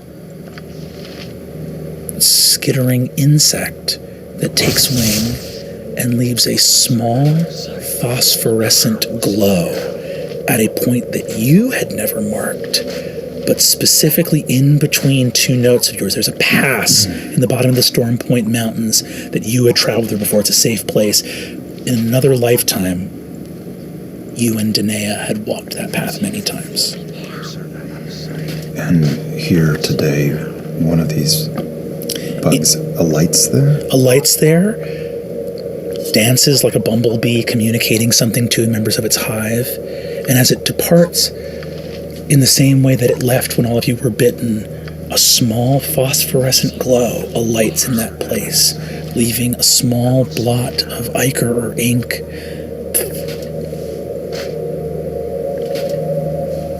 I feel emotions that I keep tucked away well up. And I'm speechless. Slowly climb my way back down to find the group. You have your belongings. Nia. Do I see this sort of look on Arrow's face? We've traveled before. I know, I like to think that I know what Arrow looks like when something has been drawn up in him. I think you do. But also, during the time that Arrow is searching, if you want to search for anything as well, yes, I do.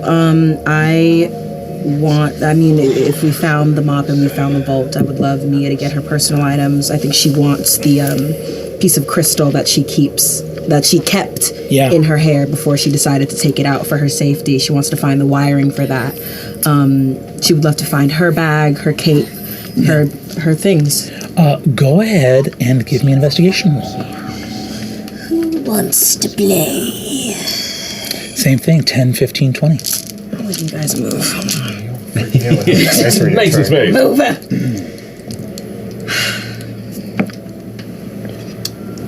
It's a 15. Oh, wait, investigation? Investigation. Beep, beep, beep, beep, beep. 16. 16, hell yeah.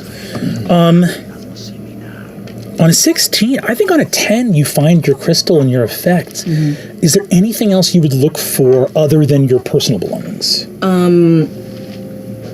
Like the equivalent of a first aid kit, like things that she would be able to bring while we travel, bandages, whatever the closest thing to antiseptic we have. Just like she tries to build a traveling kit together of things and belongings. You get a medicine kit together, traveling. And then for Garin, is there anything you search for? There's not much that's mine to even look for. What I'm more curious about, honestly, amongst the bodies that we see littering this ruined landscape, I'm searching to see if they were seemingly all soldiers of the Emperor, if it was kind of wanton and we were the lucky ones. And trying to figure out if the majority of the tracks are from the areas that I know to be prisoner heavy. Basically, I want to know if we're going to be running into more, Strife Emperor followers out there in the middle of this chaos. Chaos is the name of the game. Go ahead and give me, and I'll say you can give me an investigation check, but there's also kind of an insight check you're making here as well. So give me both of those rolls. You got it. All right, so investigation, 17. Great. Insight, 15. Hell yeah! I'll say this. It comes for us all, man. I'll say this. 17 and 15 is incredible. On that investigation, you see almost all of the dead here are soldiers. And in fact, it's a huge... There are you see there's a group of about 6 fire giants who were all struck with one bolt of lightning. There's just they were all in a line, torso. Some bolt of lightning just shredded them. A cauterized injury that tore torso and armor away like a knife moving through butter. There are prisoners here who were torn apart by fanged beasts, who were otherwise killed or destroyed. There is an evidence here that much chaos happened. You also see beasts that clearly were decimated by the wrath of some powerful god as well. But this looks like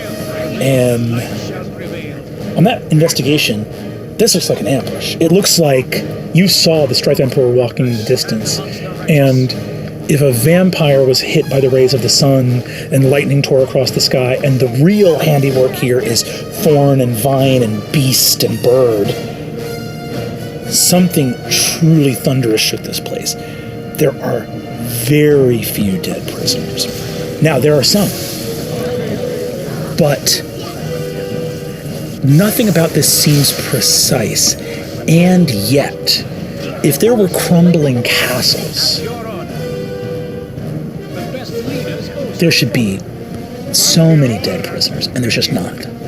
There's just not. And I think as you look, something interesting that you see is there's a moment of a sort of, and you see that some of the birds sort of, carrion birds take off and sort of fly towards you, and as they do, a little bug bite glows for a second, and you see a familiar green glow in their eye, and it takes off. I think you wonder how long those mice and fleas were working in Ryback Coal. Maybe they knew. Maybe they knew who they were going after.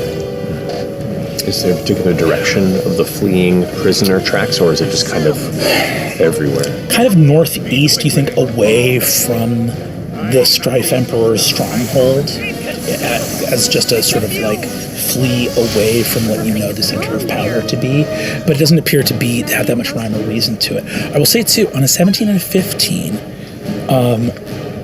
I will ask Garin, because there are two good rolls, if you would rather find supplies or survivors.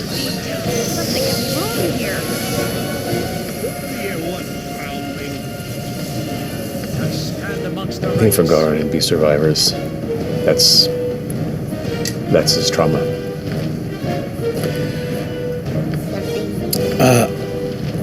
Moving forward as fast as you can. I would like to do this. Digging through the rubble as fast as you can in the wreckage of the old gauntlet. I think you know, because you were near the infirmary, I think you go near the infirmary as well and find those specifically that would have been like not necessarily able to make an escape on foot, even if they were spared.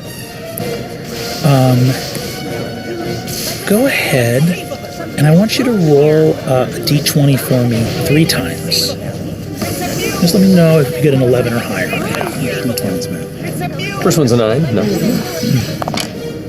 That is cocked. Curses to something's natural. That's a 10. Hell yeah. And a natural 1. Natural 1. Moving through, you are not able to find any of the roaches here, but there are a few of the Torm's Hill traveling party. Moving this place, you don't find any, on those rolls, you don't find any of the more adventurous, magically gifted ones. Good. That's fine. You go into the rubble, getting the stone block off. Nia, I think you see this as well. You guys see this too. There is an ancient old halfling man, partially in the rubble, who looks up and goes, I'm dead. If only it was so easy. Oh, strong man. And you see Starmian Fiddle Flask, one of your traveling companions, a dust-covered older halfling man. Spending a night in the rubble has not been good for Starmian, but he comes up into your arms. You also pull from the wreckage here one last figure that you would recognize, who was sick as well, but was mostly sick, I think, probably just to get Nia closer to you again, to try to, like, stay close to your traveling companions. That is a bugbear that you pull out of the wreckage. You recognize this as Gond Gulfson.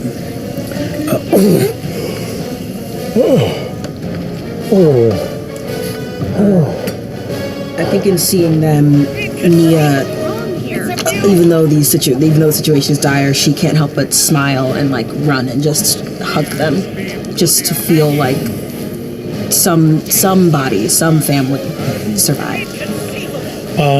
Not too tight yes. on Starmian though; he's very fragile. Coming together, you guys return from the kitchen. I think Nia, you see Arrow's face as he moves back forward in this space. As Garin, you find these couple. You see Starmian just completely grayed out with rubble and dust. Gives you a hug and goes, Renia, hello. What's happened? We've died or we're alive? No, we are alive. We are alive. We are figuring out our next steps, but we're not gone just yet. I always say my favorite next steps are forward. Honestly, next step should probably be shelter. Food. Arrow, you okay? Yeah. We should cover some ground. Start as soon as we can. You have your map. I do. Looking behind you, Arrow, at the rest of the group that comes up, the rest of the Dragonborn are here as well, which is Celeste and her 2 children, Coswald, and the last one you see here, who has been dreadfully silent this entire time, is Marlath, that bronze Dragonborn, who has just been quietly panicking, looking around. You see that he has basically made a point to say nothing. Is he about to lose it on us? Can I tell? Give me an insight check.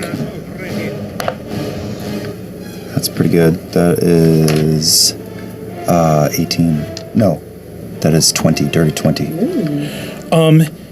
You see him looking stunned by the turn of fortune that has seen him free, but also no longer on his way to the scaled tyrant. And you see him looking at all of you digging around in rubble to find supplies and survivors.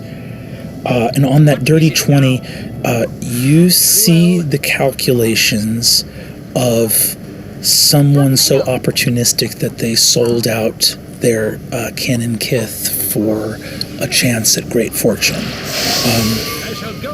He's not going for a knife, there's nothing like that here, but the dust has not yet settled in the wake of what is a bloody and gruesome miracle. And already some of your companions turn the wheels of their mind seeking advantage. That's what you see on his face.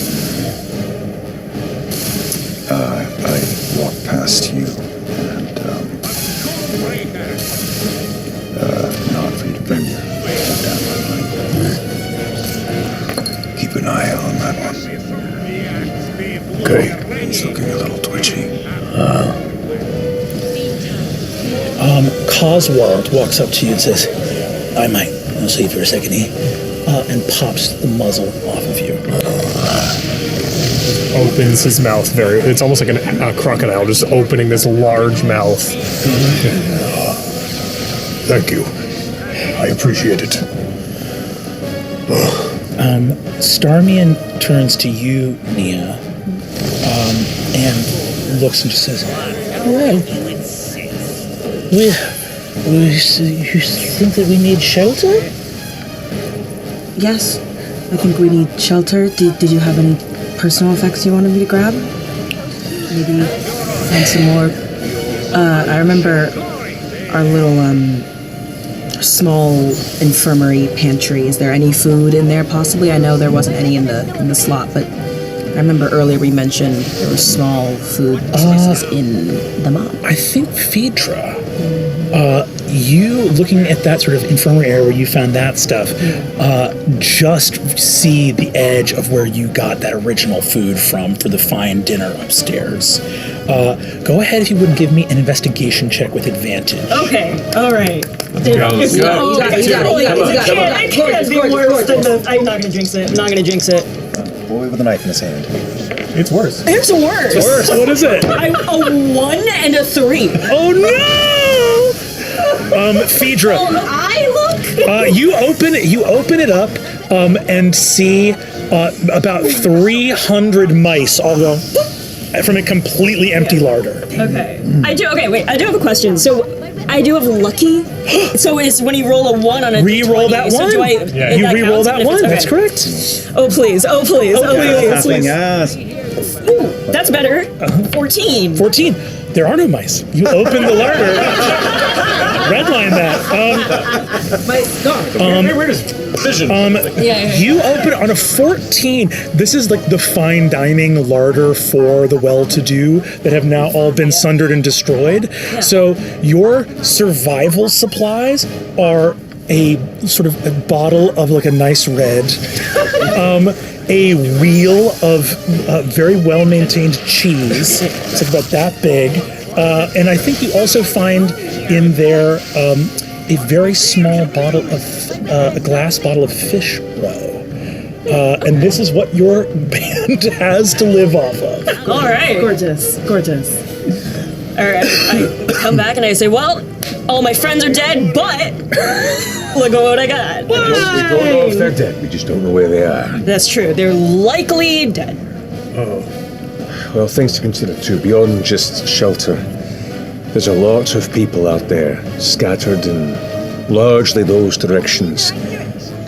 Probably as desperate, if not more, than we are. Mm-hmm. And desperation can make for a challenging crossroads. So we need to keep our eyes about us. Not all of them could be prisoners either.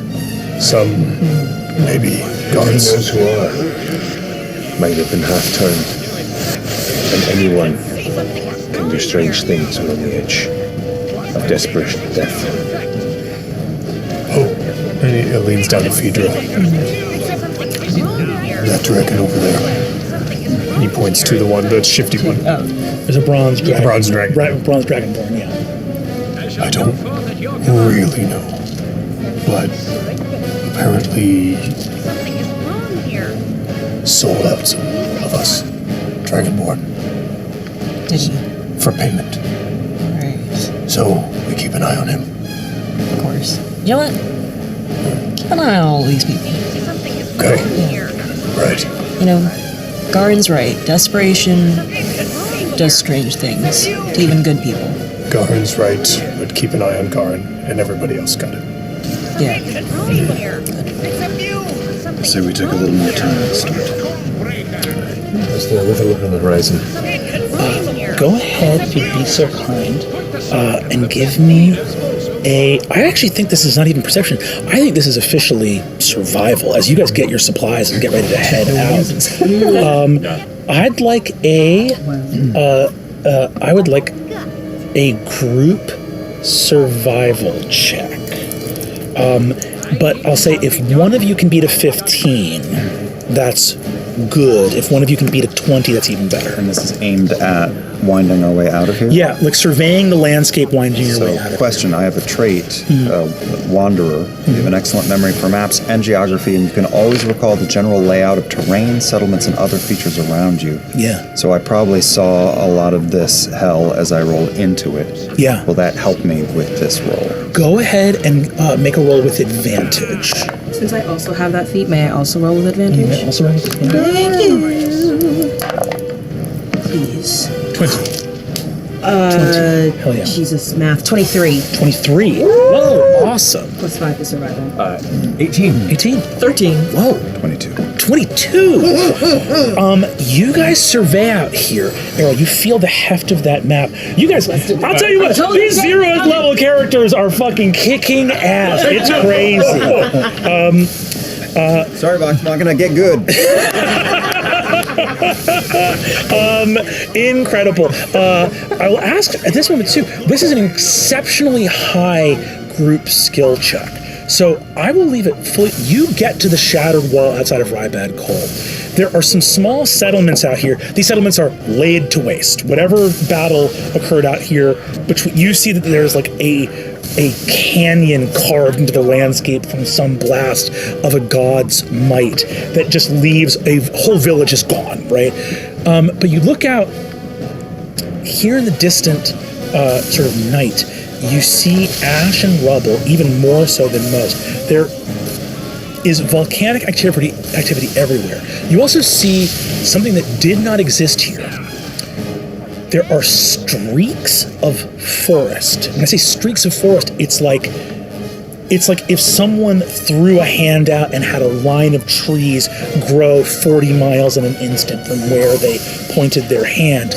And then all of those trees are dead. So you see that whatever happened when combat sort of erupted between the gods, at the end of that, and you see the shattered armor. I mean, at this point now, at the edge of the wall, you see scattered across the landscape pieces of the armor of the Strifing, whose body is nowhere to be seen.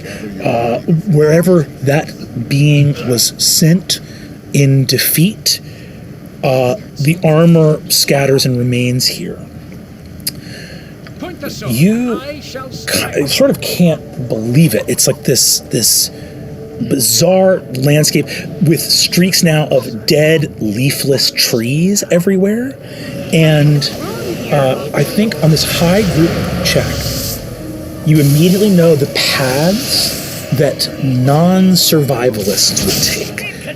Roads leading to villages.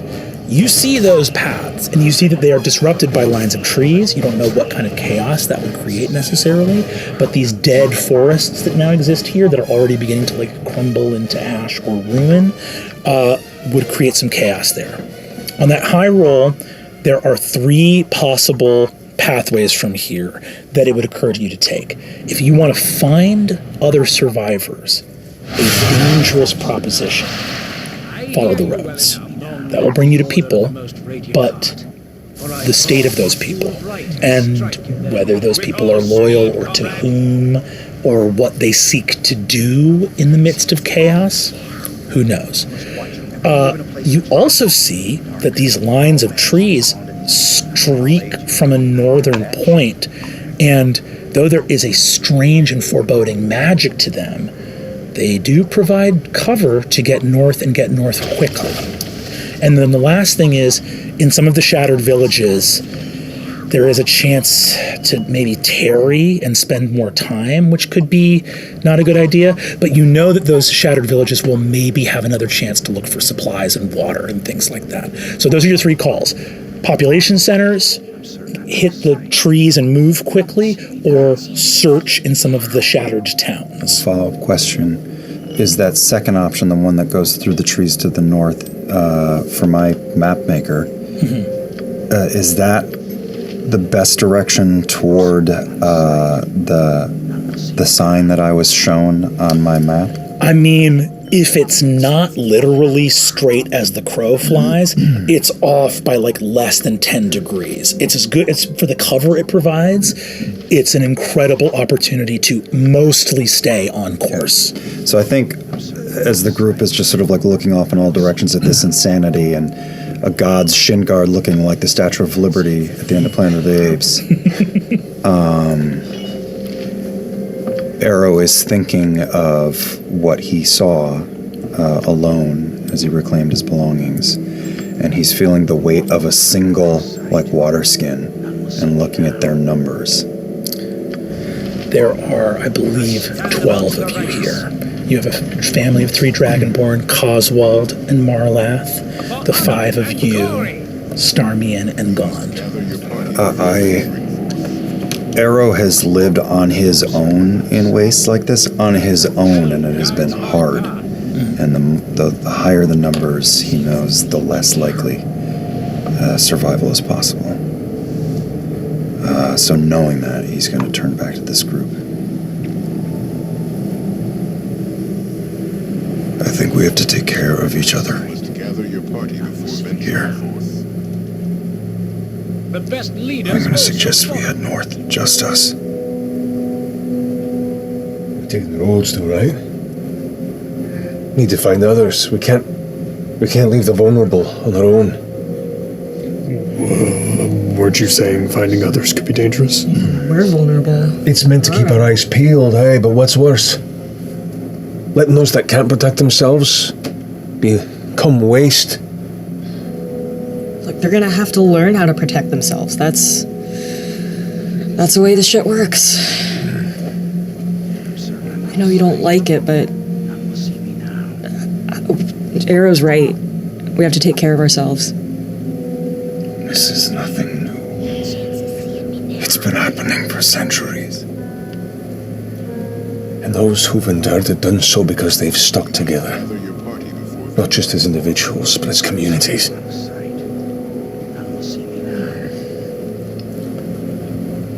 Realistically, what happens? We take the roads, we find people, they see what we have, they see our goods. They either welcome us with open arms, and then we have more people to be responsible for, or they kill us and take our things. Right. Exactly. Best case scenario, we have more mouths to feed. I know many of those prisoners. I've listened to them talk. They have more diverse and effective skills than just cutting stone. Many are foragers, farmers. What is there to forage? Looking at this blasted landscape, what is there to farm?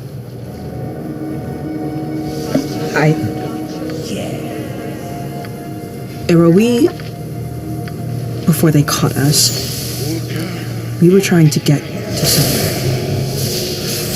I say we keep going. We take the band that we have now, we do not abandon them. We do not abandon them. But I think we keep going.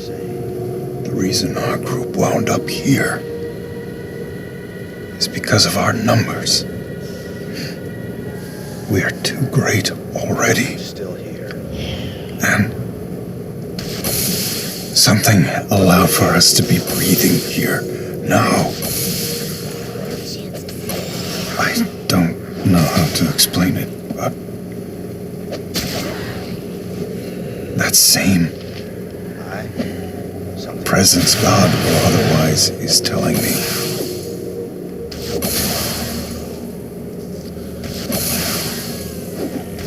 North. Garin kind of just slowly turns the hammer in his tight grip around, without really looking up from it. We have 2 children among us, I shall go forth at your command. and many more children likely out there. Done and done well. We walk your path, but we come upon any little ones. We don't leave them. Hey. All right, friend. What's the point in this soul if there's no one left to build the future? That's my point, exactly.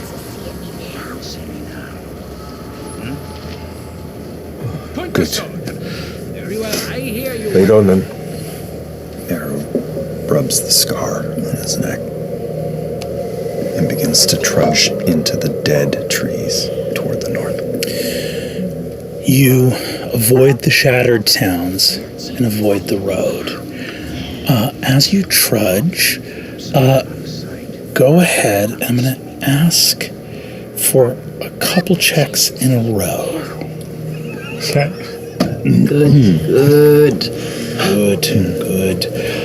The first thing I will ask for is a survival check to maintain sustenance in this place, to stay fed enough after long days of walking. Is this a group check? This is a group check. So we're doing survival. This is traveling for like days. This is traveling for like days. Not the back end of the Wanderer trade is you can find food and fresh water for yourself and up to 5 people each day, provided that the land offers berries, small game, water. This land does not. Okay.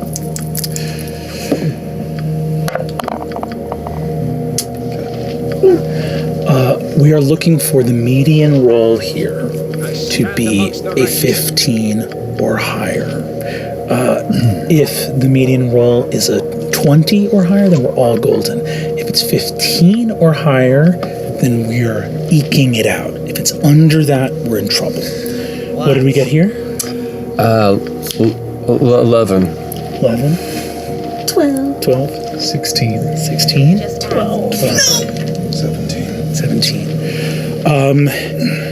You move through in this space. The first day of travel, you arrive at the line of trees to the best of your ability. As you do, Ready to go. moving through dead trees, you see that your companions try to stick together here amongst rotting vegetation.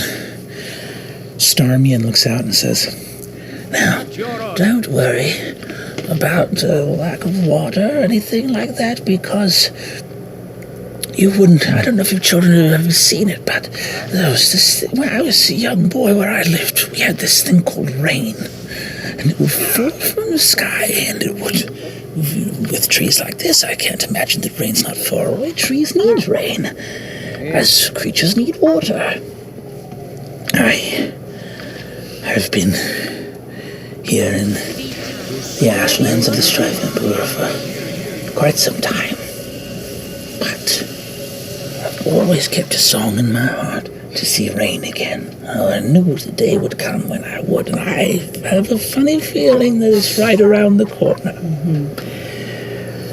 I whisper to Crocus, I say, "Look, things are getting pretty dire. I think we might have to eat this halfling man." Not now, but I'm just saying. Does Nia hear that? He's clearly losing it. Are you describing our first, night? This is like your first night traveling. Oh, I'm one night in, I'm already talking. Yep. Yeah, it's 24 hours. So now who are we eating? Then I think we're gonna make it. This night and any night he can, Arrow finds a place like the bottom of a rise, making sure there's ridges around. And he gets down on all fours and starts pushing his hands along the earth, because of the feed I took, starts to mold the earth up into sort of a large bowl shape, almost like a little mini fort with a ringed-in wall. Mm-hmm. It's all soil piled up, and which is a cantrip. And then also creates it can be larger, but he creates a small, I don't want to broadcast us like a beacon across the landscape, a small bonfire. And lastly, out of his belongings, he pulls out an old waxy, tight, shrivel-up little pine cone, and he sets it on the earth and sort of rests his hands on it for a while and closes his eyes. It just looks like he's meditating over it for a bit and then relinquishes it.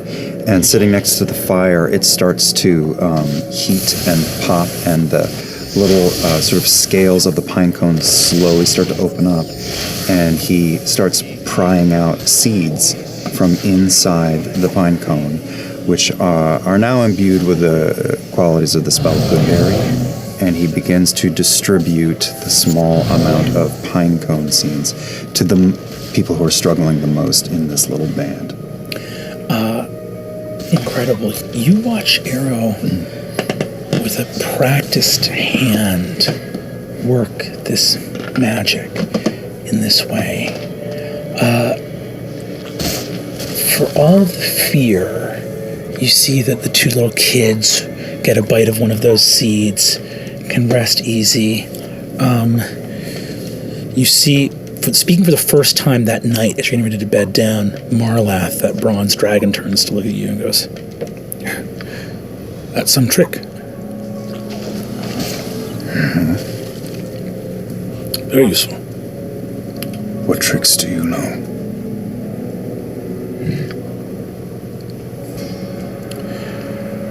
I was a harbor administrator, so I know how to keep a ledger book and manage the affairs of merchants.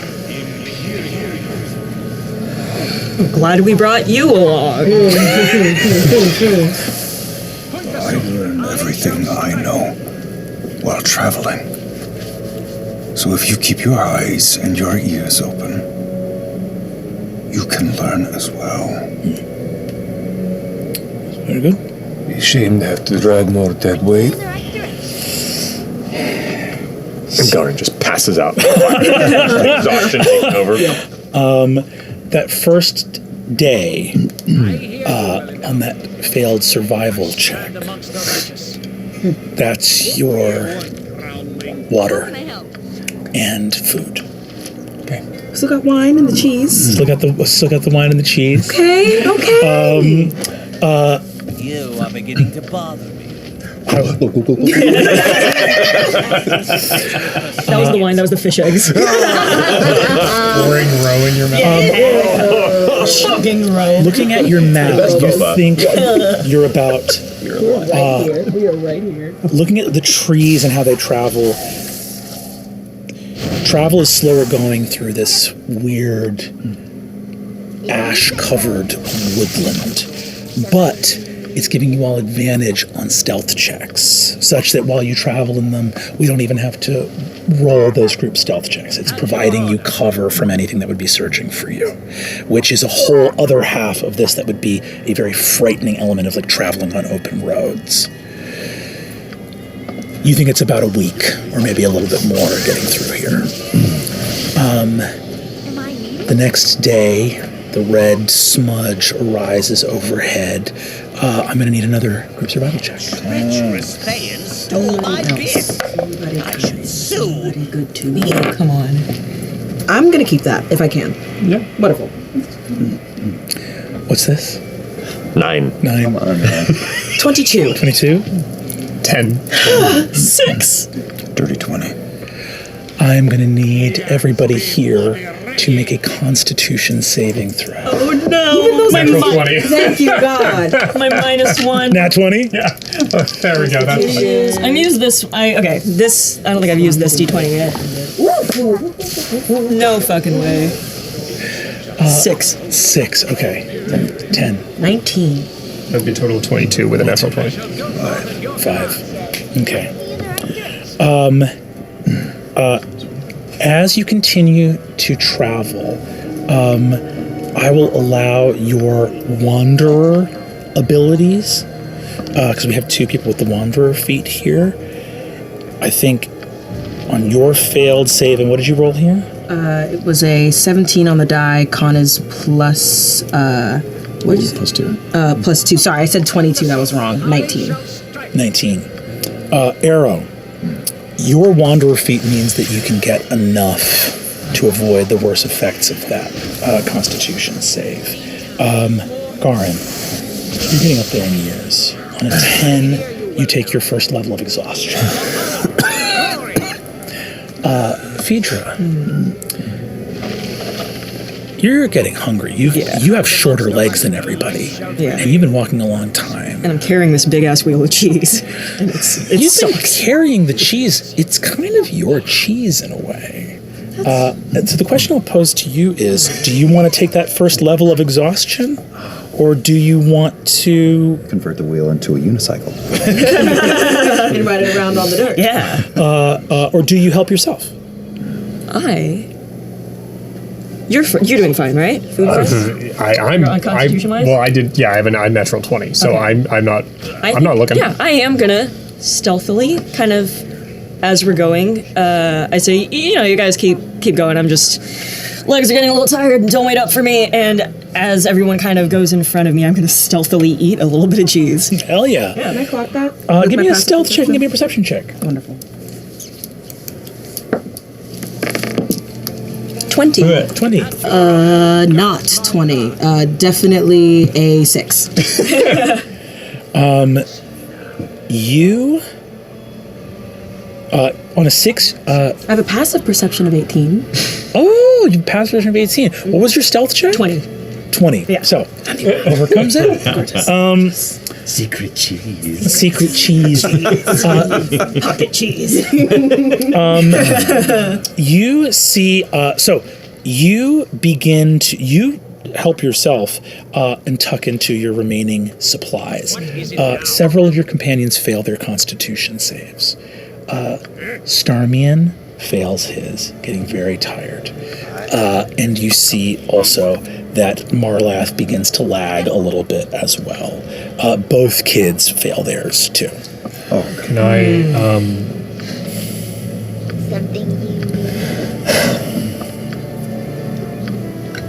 I'm gonna walk over, and huge, towering over the children, having really not spoken to them. Do they have like ragged clothes on? Yeah. I'm gonna pick them up by the back of their clothes and I put them on my back and I start on all fours like a giant monitor lizard, just walking through with everybody as they ride. The kids will no longer have to make Constitution saves for exhaustion. Celeste openly weeps as we do this. She says, "Are you all right?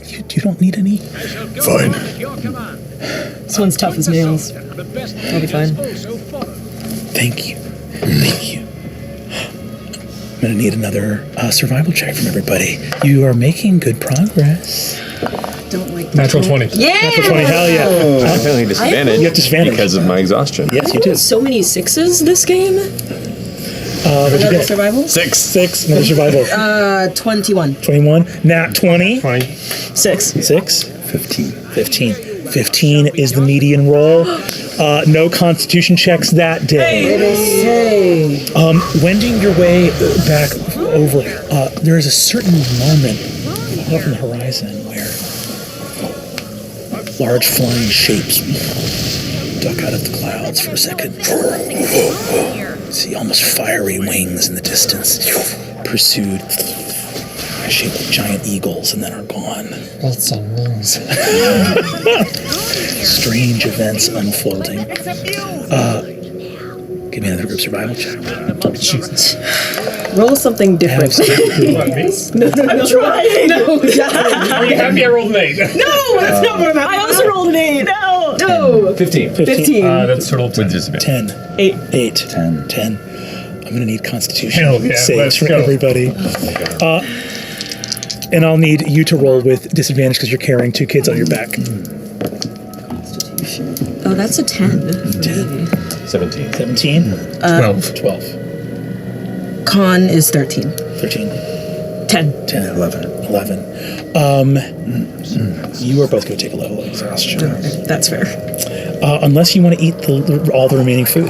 No. Wait, all the remaining food? All the remaining food. Is what I'd have to do now. I'm not going to do that. Well, good berry, which is good pine cones for me, is a daily, it's a 1 a day. Yeah. Can I circumvent that if you're eating that yourself? It heals hit point. It's it does up to 10 for 1 hit point each. Up to 10 for 1 hit point each. So unfortunately, exhaustion is not hit point. It's not injury related. So this is just about the exhaustion of the day in and day out. It's an energy drink, not nourishment. Yeah, that's a point. So each of you take a level of exhaustion now at disadvantage on ability checks. You can cast Speed Restoration here, right? I think I'm here. Me, yes, I'm the one. Yeah, you would. I have that in my healer's kit. This is day 5. I'm going to need a survival check. And now the 3 of you are rolling with disadvantage. Son of a... Oh, that's... 4. This is, survival. Jesus, math. 23. 23? 21. 8. 8. Natural 1. Can I can't help you. How can I go get my hug? Many of you feel your tongues beginning to split from where they root to your throat. That you've been just sucking down ash for days. Your eyes, they don't just sting. Some of you ever felt your eyes go numb? Getting through the woods is so challenging. You all fall probably once or twice every hour, just without any physical obstacle, just from the pressure of continuing to walk with no food and no water. The water in the canteen, long since gone. You are making progress as fast as you can. Some of you, I'm going to need Constitution saves from everybody. From everybody? Yes, Is this a disadvantage because I'm carrying? This is disadvantage because you're carrying. And this is also disadvantage for exhaustion? Not for exhaustion yet. Saves. I'm sorry. Your survival's disadvantage, but you can make your con save normal. Great. Right, because saves don't get hit by level 1 of it. They don't get hit by level 1. 3 has been saved. Okay, I'll take that. 20. 20? 16. 16? 21. 21? 5. Natural 20. Natural 20. Okay. You see Phaedra. Your speed is halved with the 2nd level of exhaustion. Coswald looks at you and says,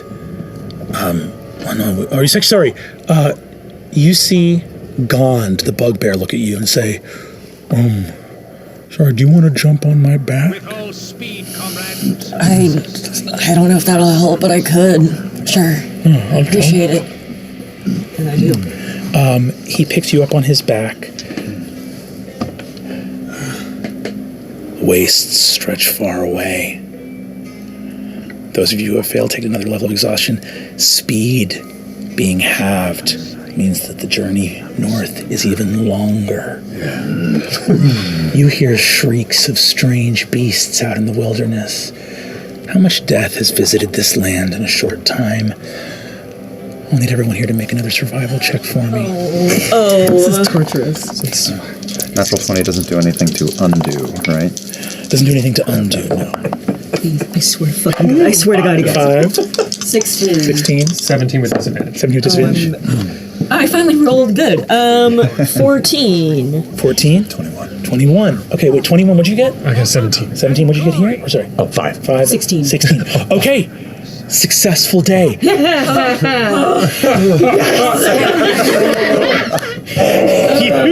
You move forward and actually find a place. What you find here is there is a beast. You've come far enough north in the land that there actually is a wild animal, and you see that there is a sort of like a fallen deer in this place that is a recent enough kill that it is at least food. Choking down this food in dry mouths is extremely challenging. There's still no fucking water. And you can survive longer without food than you can without water. But it's at least something. You know that water is a pressing need. You need to find it. You need to find it soon. But this is a successful day. You can continue moving. I'm going to need another survival check right here. Could I, put my ear to the ground or clock my locket just to try and find the sounds of water? Yes, absolutely. Go for it. Give me a religion check. Okay.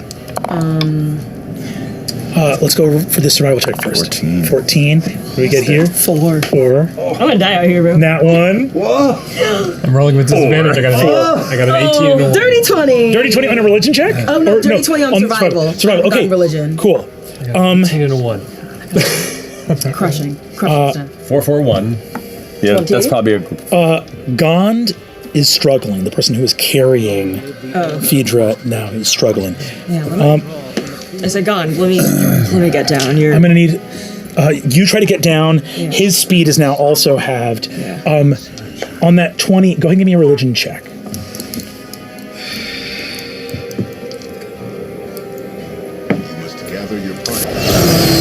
Religion 12.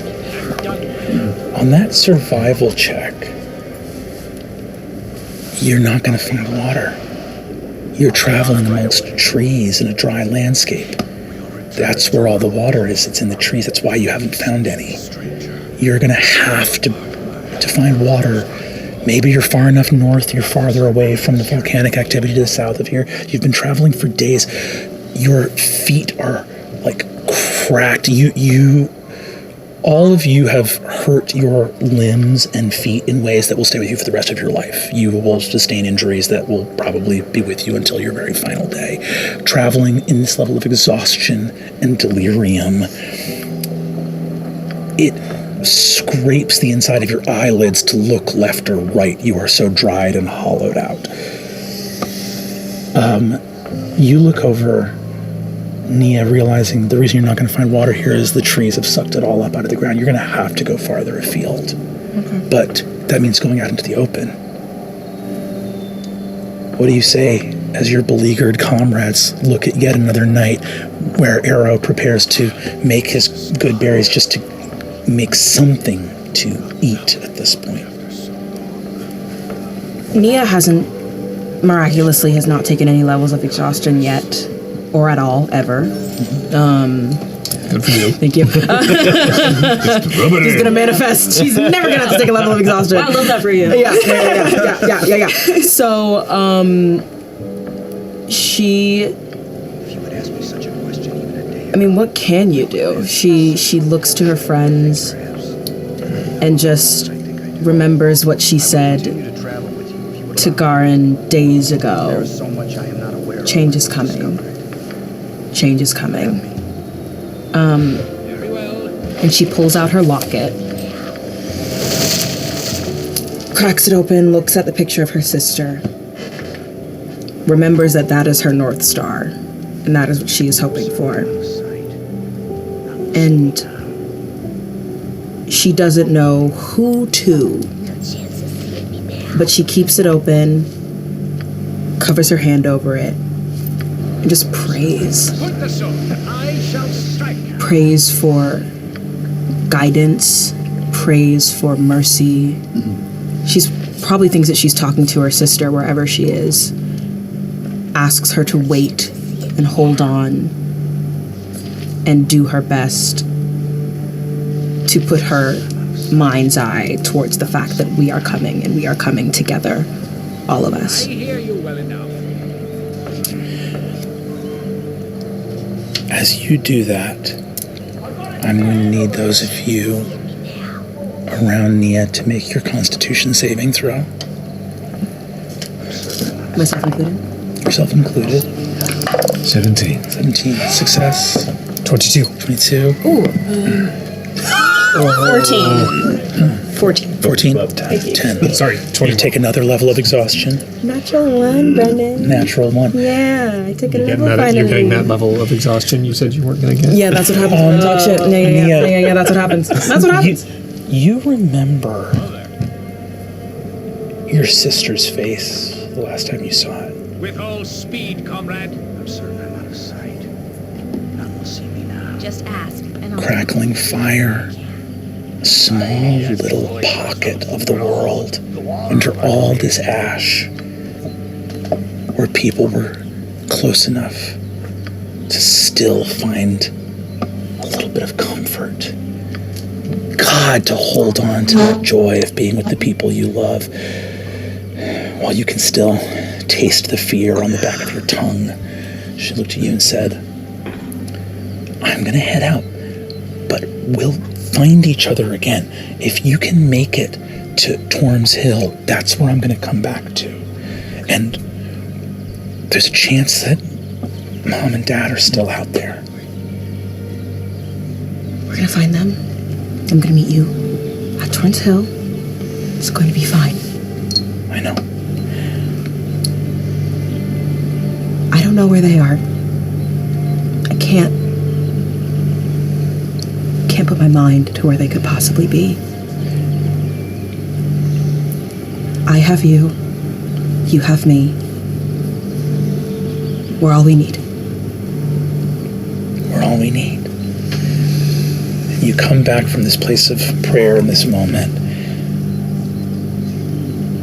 If you're all you need, do you have her? She's not here. Maybe you don't have what you need. You feel the exhaustion set in, but you know that you're not going to find water in this forest. You see, as all the rest are bedded down here, one of the few that's awake is Starmian, who looks over at you and says, "You all right, Nia?" Yes. I'm fine, Starmian. I know we haven't had water in a few days. Do you think we might find some soon? Yes. We just have to get past all these trees. The trees have the water. The trees have the water. Well, we could, if you want, we could take a small dive out of because the forest is quite narrow. Maybe we could, we've been traveling for days, maybe we could leave the edge of the forest just to see. I am very parched. You stay here. I'll take a peek. I don't know, without some help. See, he takes a small, letter opener out. We have to stay together. Yes, we do, Starmian. Yes, we do. On that 20 survival check you made, it's not a far walk to get to the edge of the tree line and look out to see if there's some source of or body of water you could find. I have dark vision, so I'm not going to go all the way up to the edge to reveal myself to whomsoever may be witnessing. I'm going to get close enough to still be concealed by the crisscrossings of trees. Yeah. But I can see 60 feet as if it were bright light, so maybe I... Go ahead, give me a survival check. Because you're trying to keep within that 60 feet, do it with disadvantage because you're trying to find it right next to you. Did you sneak away?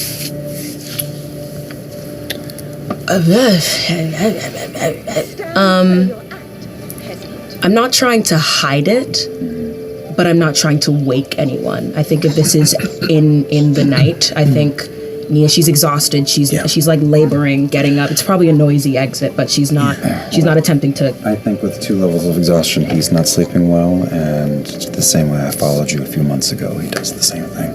Okay. Hears you and rises and trails behind a bit. I'll say that any that wish to follow can in this moment as well, if your character card's just a long knocked out. Knocked out. I was gonna say I'll take a peek, but I don't have dark vision, so I don't think I'd be any use here. It's possible. It's nighttime, but there is a fire. There is a fire. There's a fire. The arrow's been. Well, there's a fire in like our little but we camp walk area, away but there's from not the fire. like It's not dark. so I wouldn't be able to see anything if I go with you guys. But No. I'll like stay kind of awake and like keep an eye out for you guys to return, and if anything is like, danger. But Nia takes her bag with her. you take your bag. Damn it. And Arrow, you follow behind. You arrive. Go ahead and give me a survival check with disadvantage to see if there is water within that 60 feet.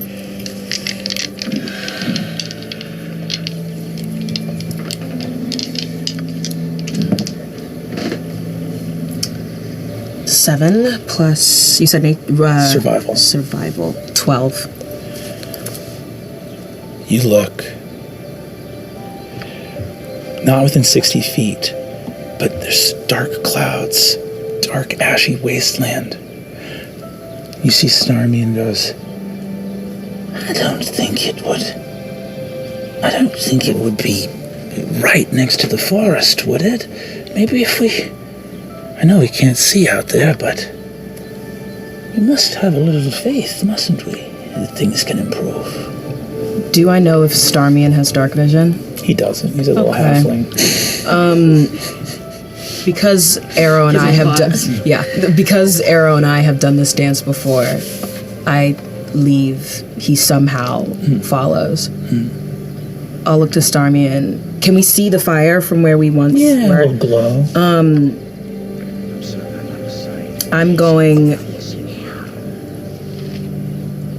I'm gonna say, Starmian, you can't see, and I know you can't see. So how about you go back, and me and my shadow, cocking her head back to where she believes Arrow is,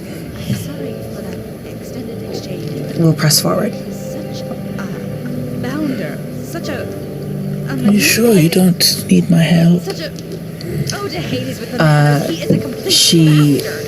And calling him that. wherever that letter opener was, she takes it, folds it in his fist, and says, your precious cargo. You stay back. I'll make my way back to the campfire. How many levels of exhaustion has Starmian taken? Starmian was in the infirmary when this adventure started. You think Starmian is about to maybe make a very significant Constitution saving throw. Okay. Nia.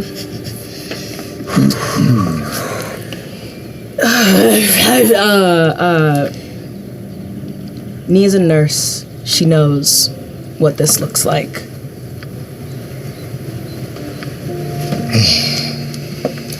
She's gonna take the letter opener from him.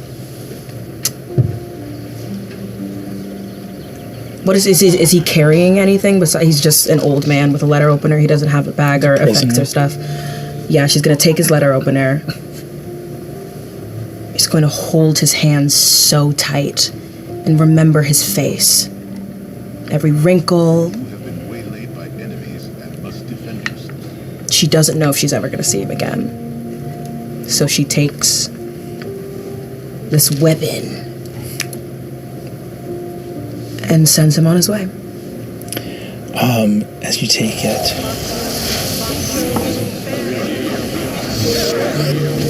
he looks at you, looks back at the walk to the fire.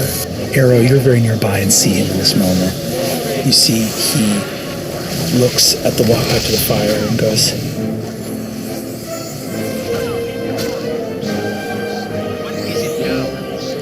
do you think that might be water closer by. I just want to feel it again with my hand. It's been a long time since I felt the rain.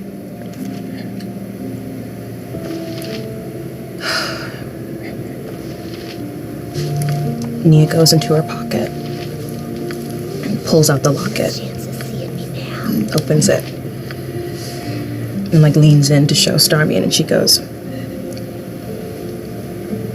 "If the rain never comes, we make our own. This is my rain. Go find yours." And That your command shall be done. she Done well. presses on. You press on. Arrow, do you follow? Presses on out into the dark. I do, but as I watch Starmian sort of slouch his way back to the fire, I think of I've lived through weeks like this at least 7 or 8 times in my life, and I have seen Starmian's arc play out many times. And the push and pull between giving up hope and just living to live and believing in something more has been a teeter-totter for him his whole life, which has tended to lean towards the more survival-oriented life. And he watches the old man settle down, and then he coughs a bit, and his chest rattles, and he turns and follows Nia into the dark. In that moment that you hesitate just for a second to watch Starman, he takes a step, holds his side, gets down on one knee, lies down on the ground, looks up and meets your gaze for a moment.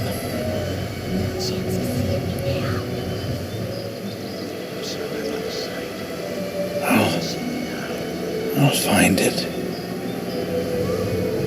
Maybe it's waiting there, on the other side. Listen to me, my brothers and sisters. The light leaves. I who have been stripped of my eyes. Replay Mia's voice in my head saying to Garin, change is coming. Which reminds me of someone else from a long time ago. Nod my head at Starmian and head out into the dark. Nia, you take first one step, then the other, exhausted, out into the darkness, the trees behind you. You hear Arrow's footsteps approaching, ash and waste. It's hard to see out here. Just wish, holding onto that locket, that there was any light at all to see. For 60 feet.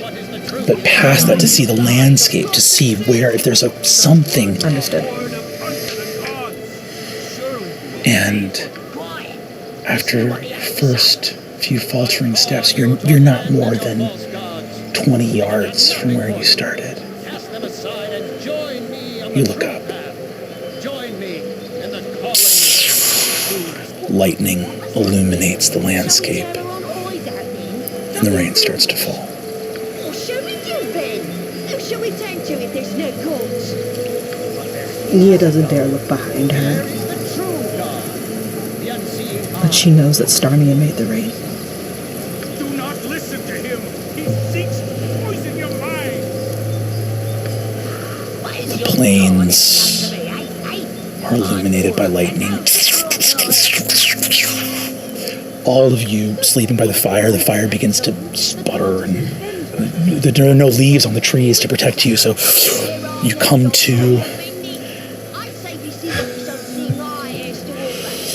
the kids open their mouths up to the rainwater falling, and you immediately, Arrow and Nia, watch and look down. Thankfully, you're on a ridge right now.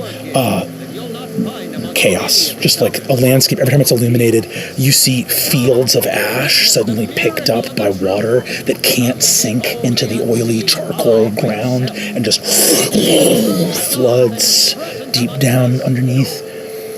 Just waves of ash and debris moving through a landscape, but water in your eyes, getting the dust off your skin, in between your scales, the grime. For the first time, you can move your hands again. It's not choked in your knuckles by ash.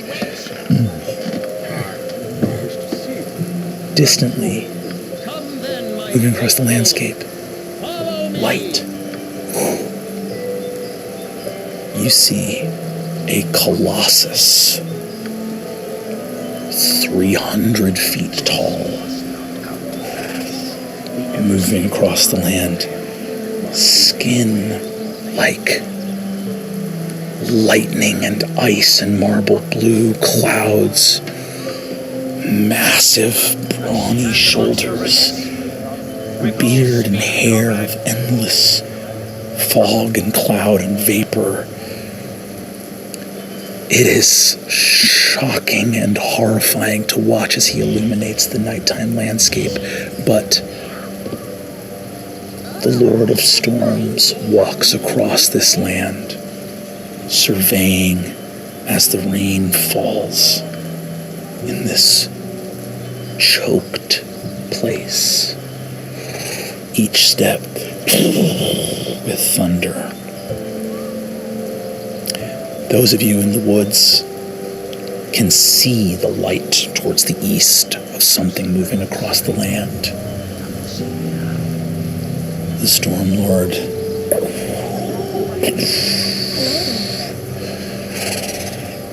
rain falls down his own titanic shoulders as he looks, bringing life and water, this cleansing rain to this place. Do any of you move to the forest's edge to behold this? I'll move out there. Just seeing the light.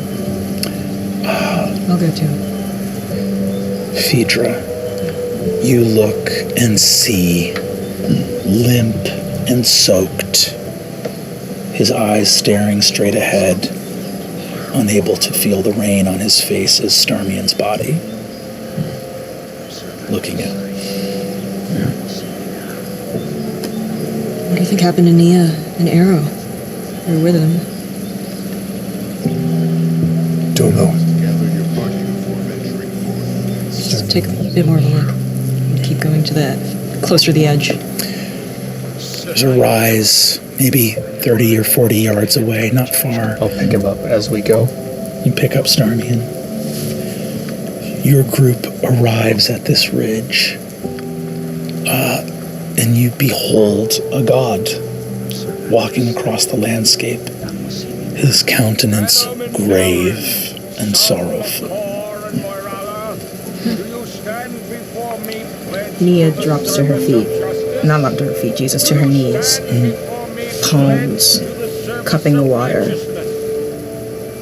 Not looking at the god before her, but looking at the water pooling in her hands.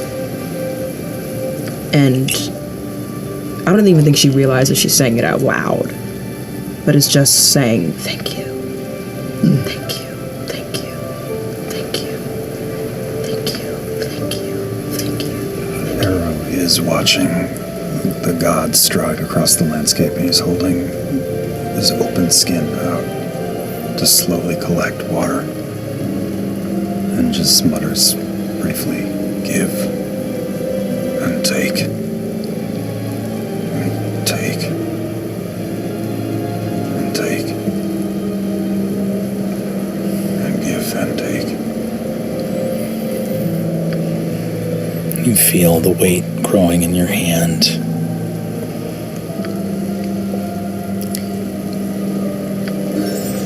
god continues to stride.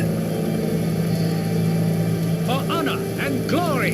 Do you all watch in silence in this moment and allow the god to pass? Or do any raise a voice or seek to be seen by the divine in this moment? I am pleased to serve you with strength of arms and a faith in I think Crocus, he hears people talk about gods, and I don't think he understands what that is, or if that correlates to what people refer to as gods, and I don't think he understands what he's looking at. At your order, helm guides my path. I would like to You behold this being, and I think everyone else knows what they're seeing, and so it stays in their own moment of thankfulness for the water, or lost in thought and memory. Crocus, you gaze directly at this being, unaware of what it even is, and from across a landscape, a towering colossus turns with eyes of lightning and meets your gaze directly.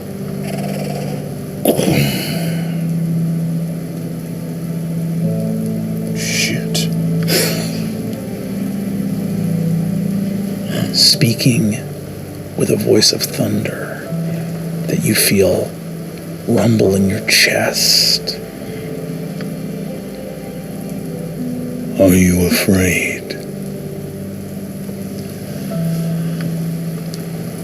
He puts Starmie down on the ground.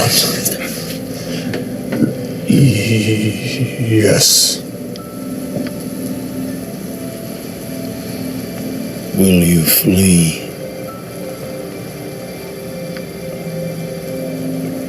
Would it help?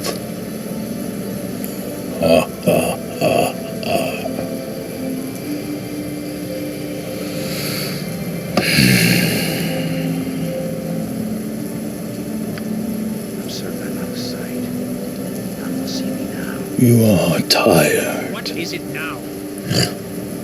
The best leaders from go carrying yourself.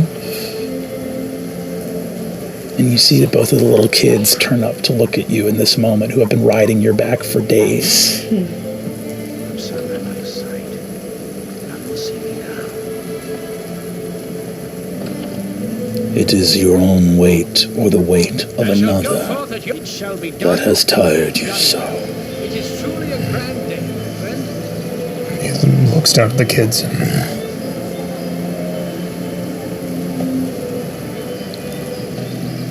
That is what strength is for.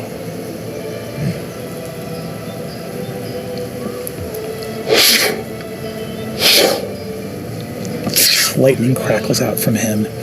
Mist surges up from the ground around you.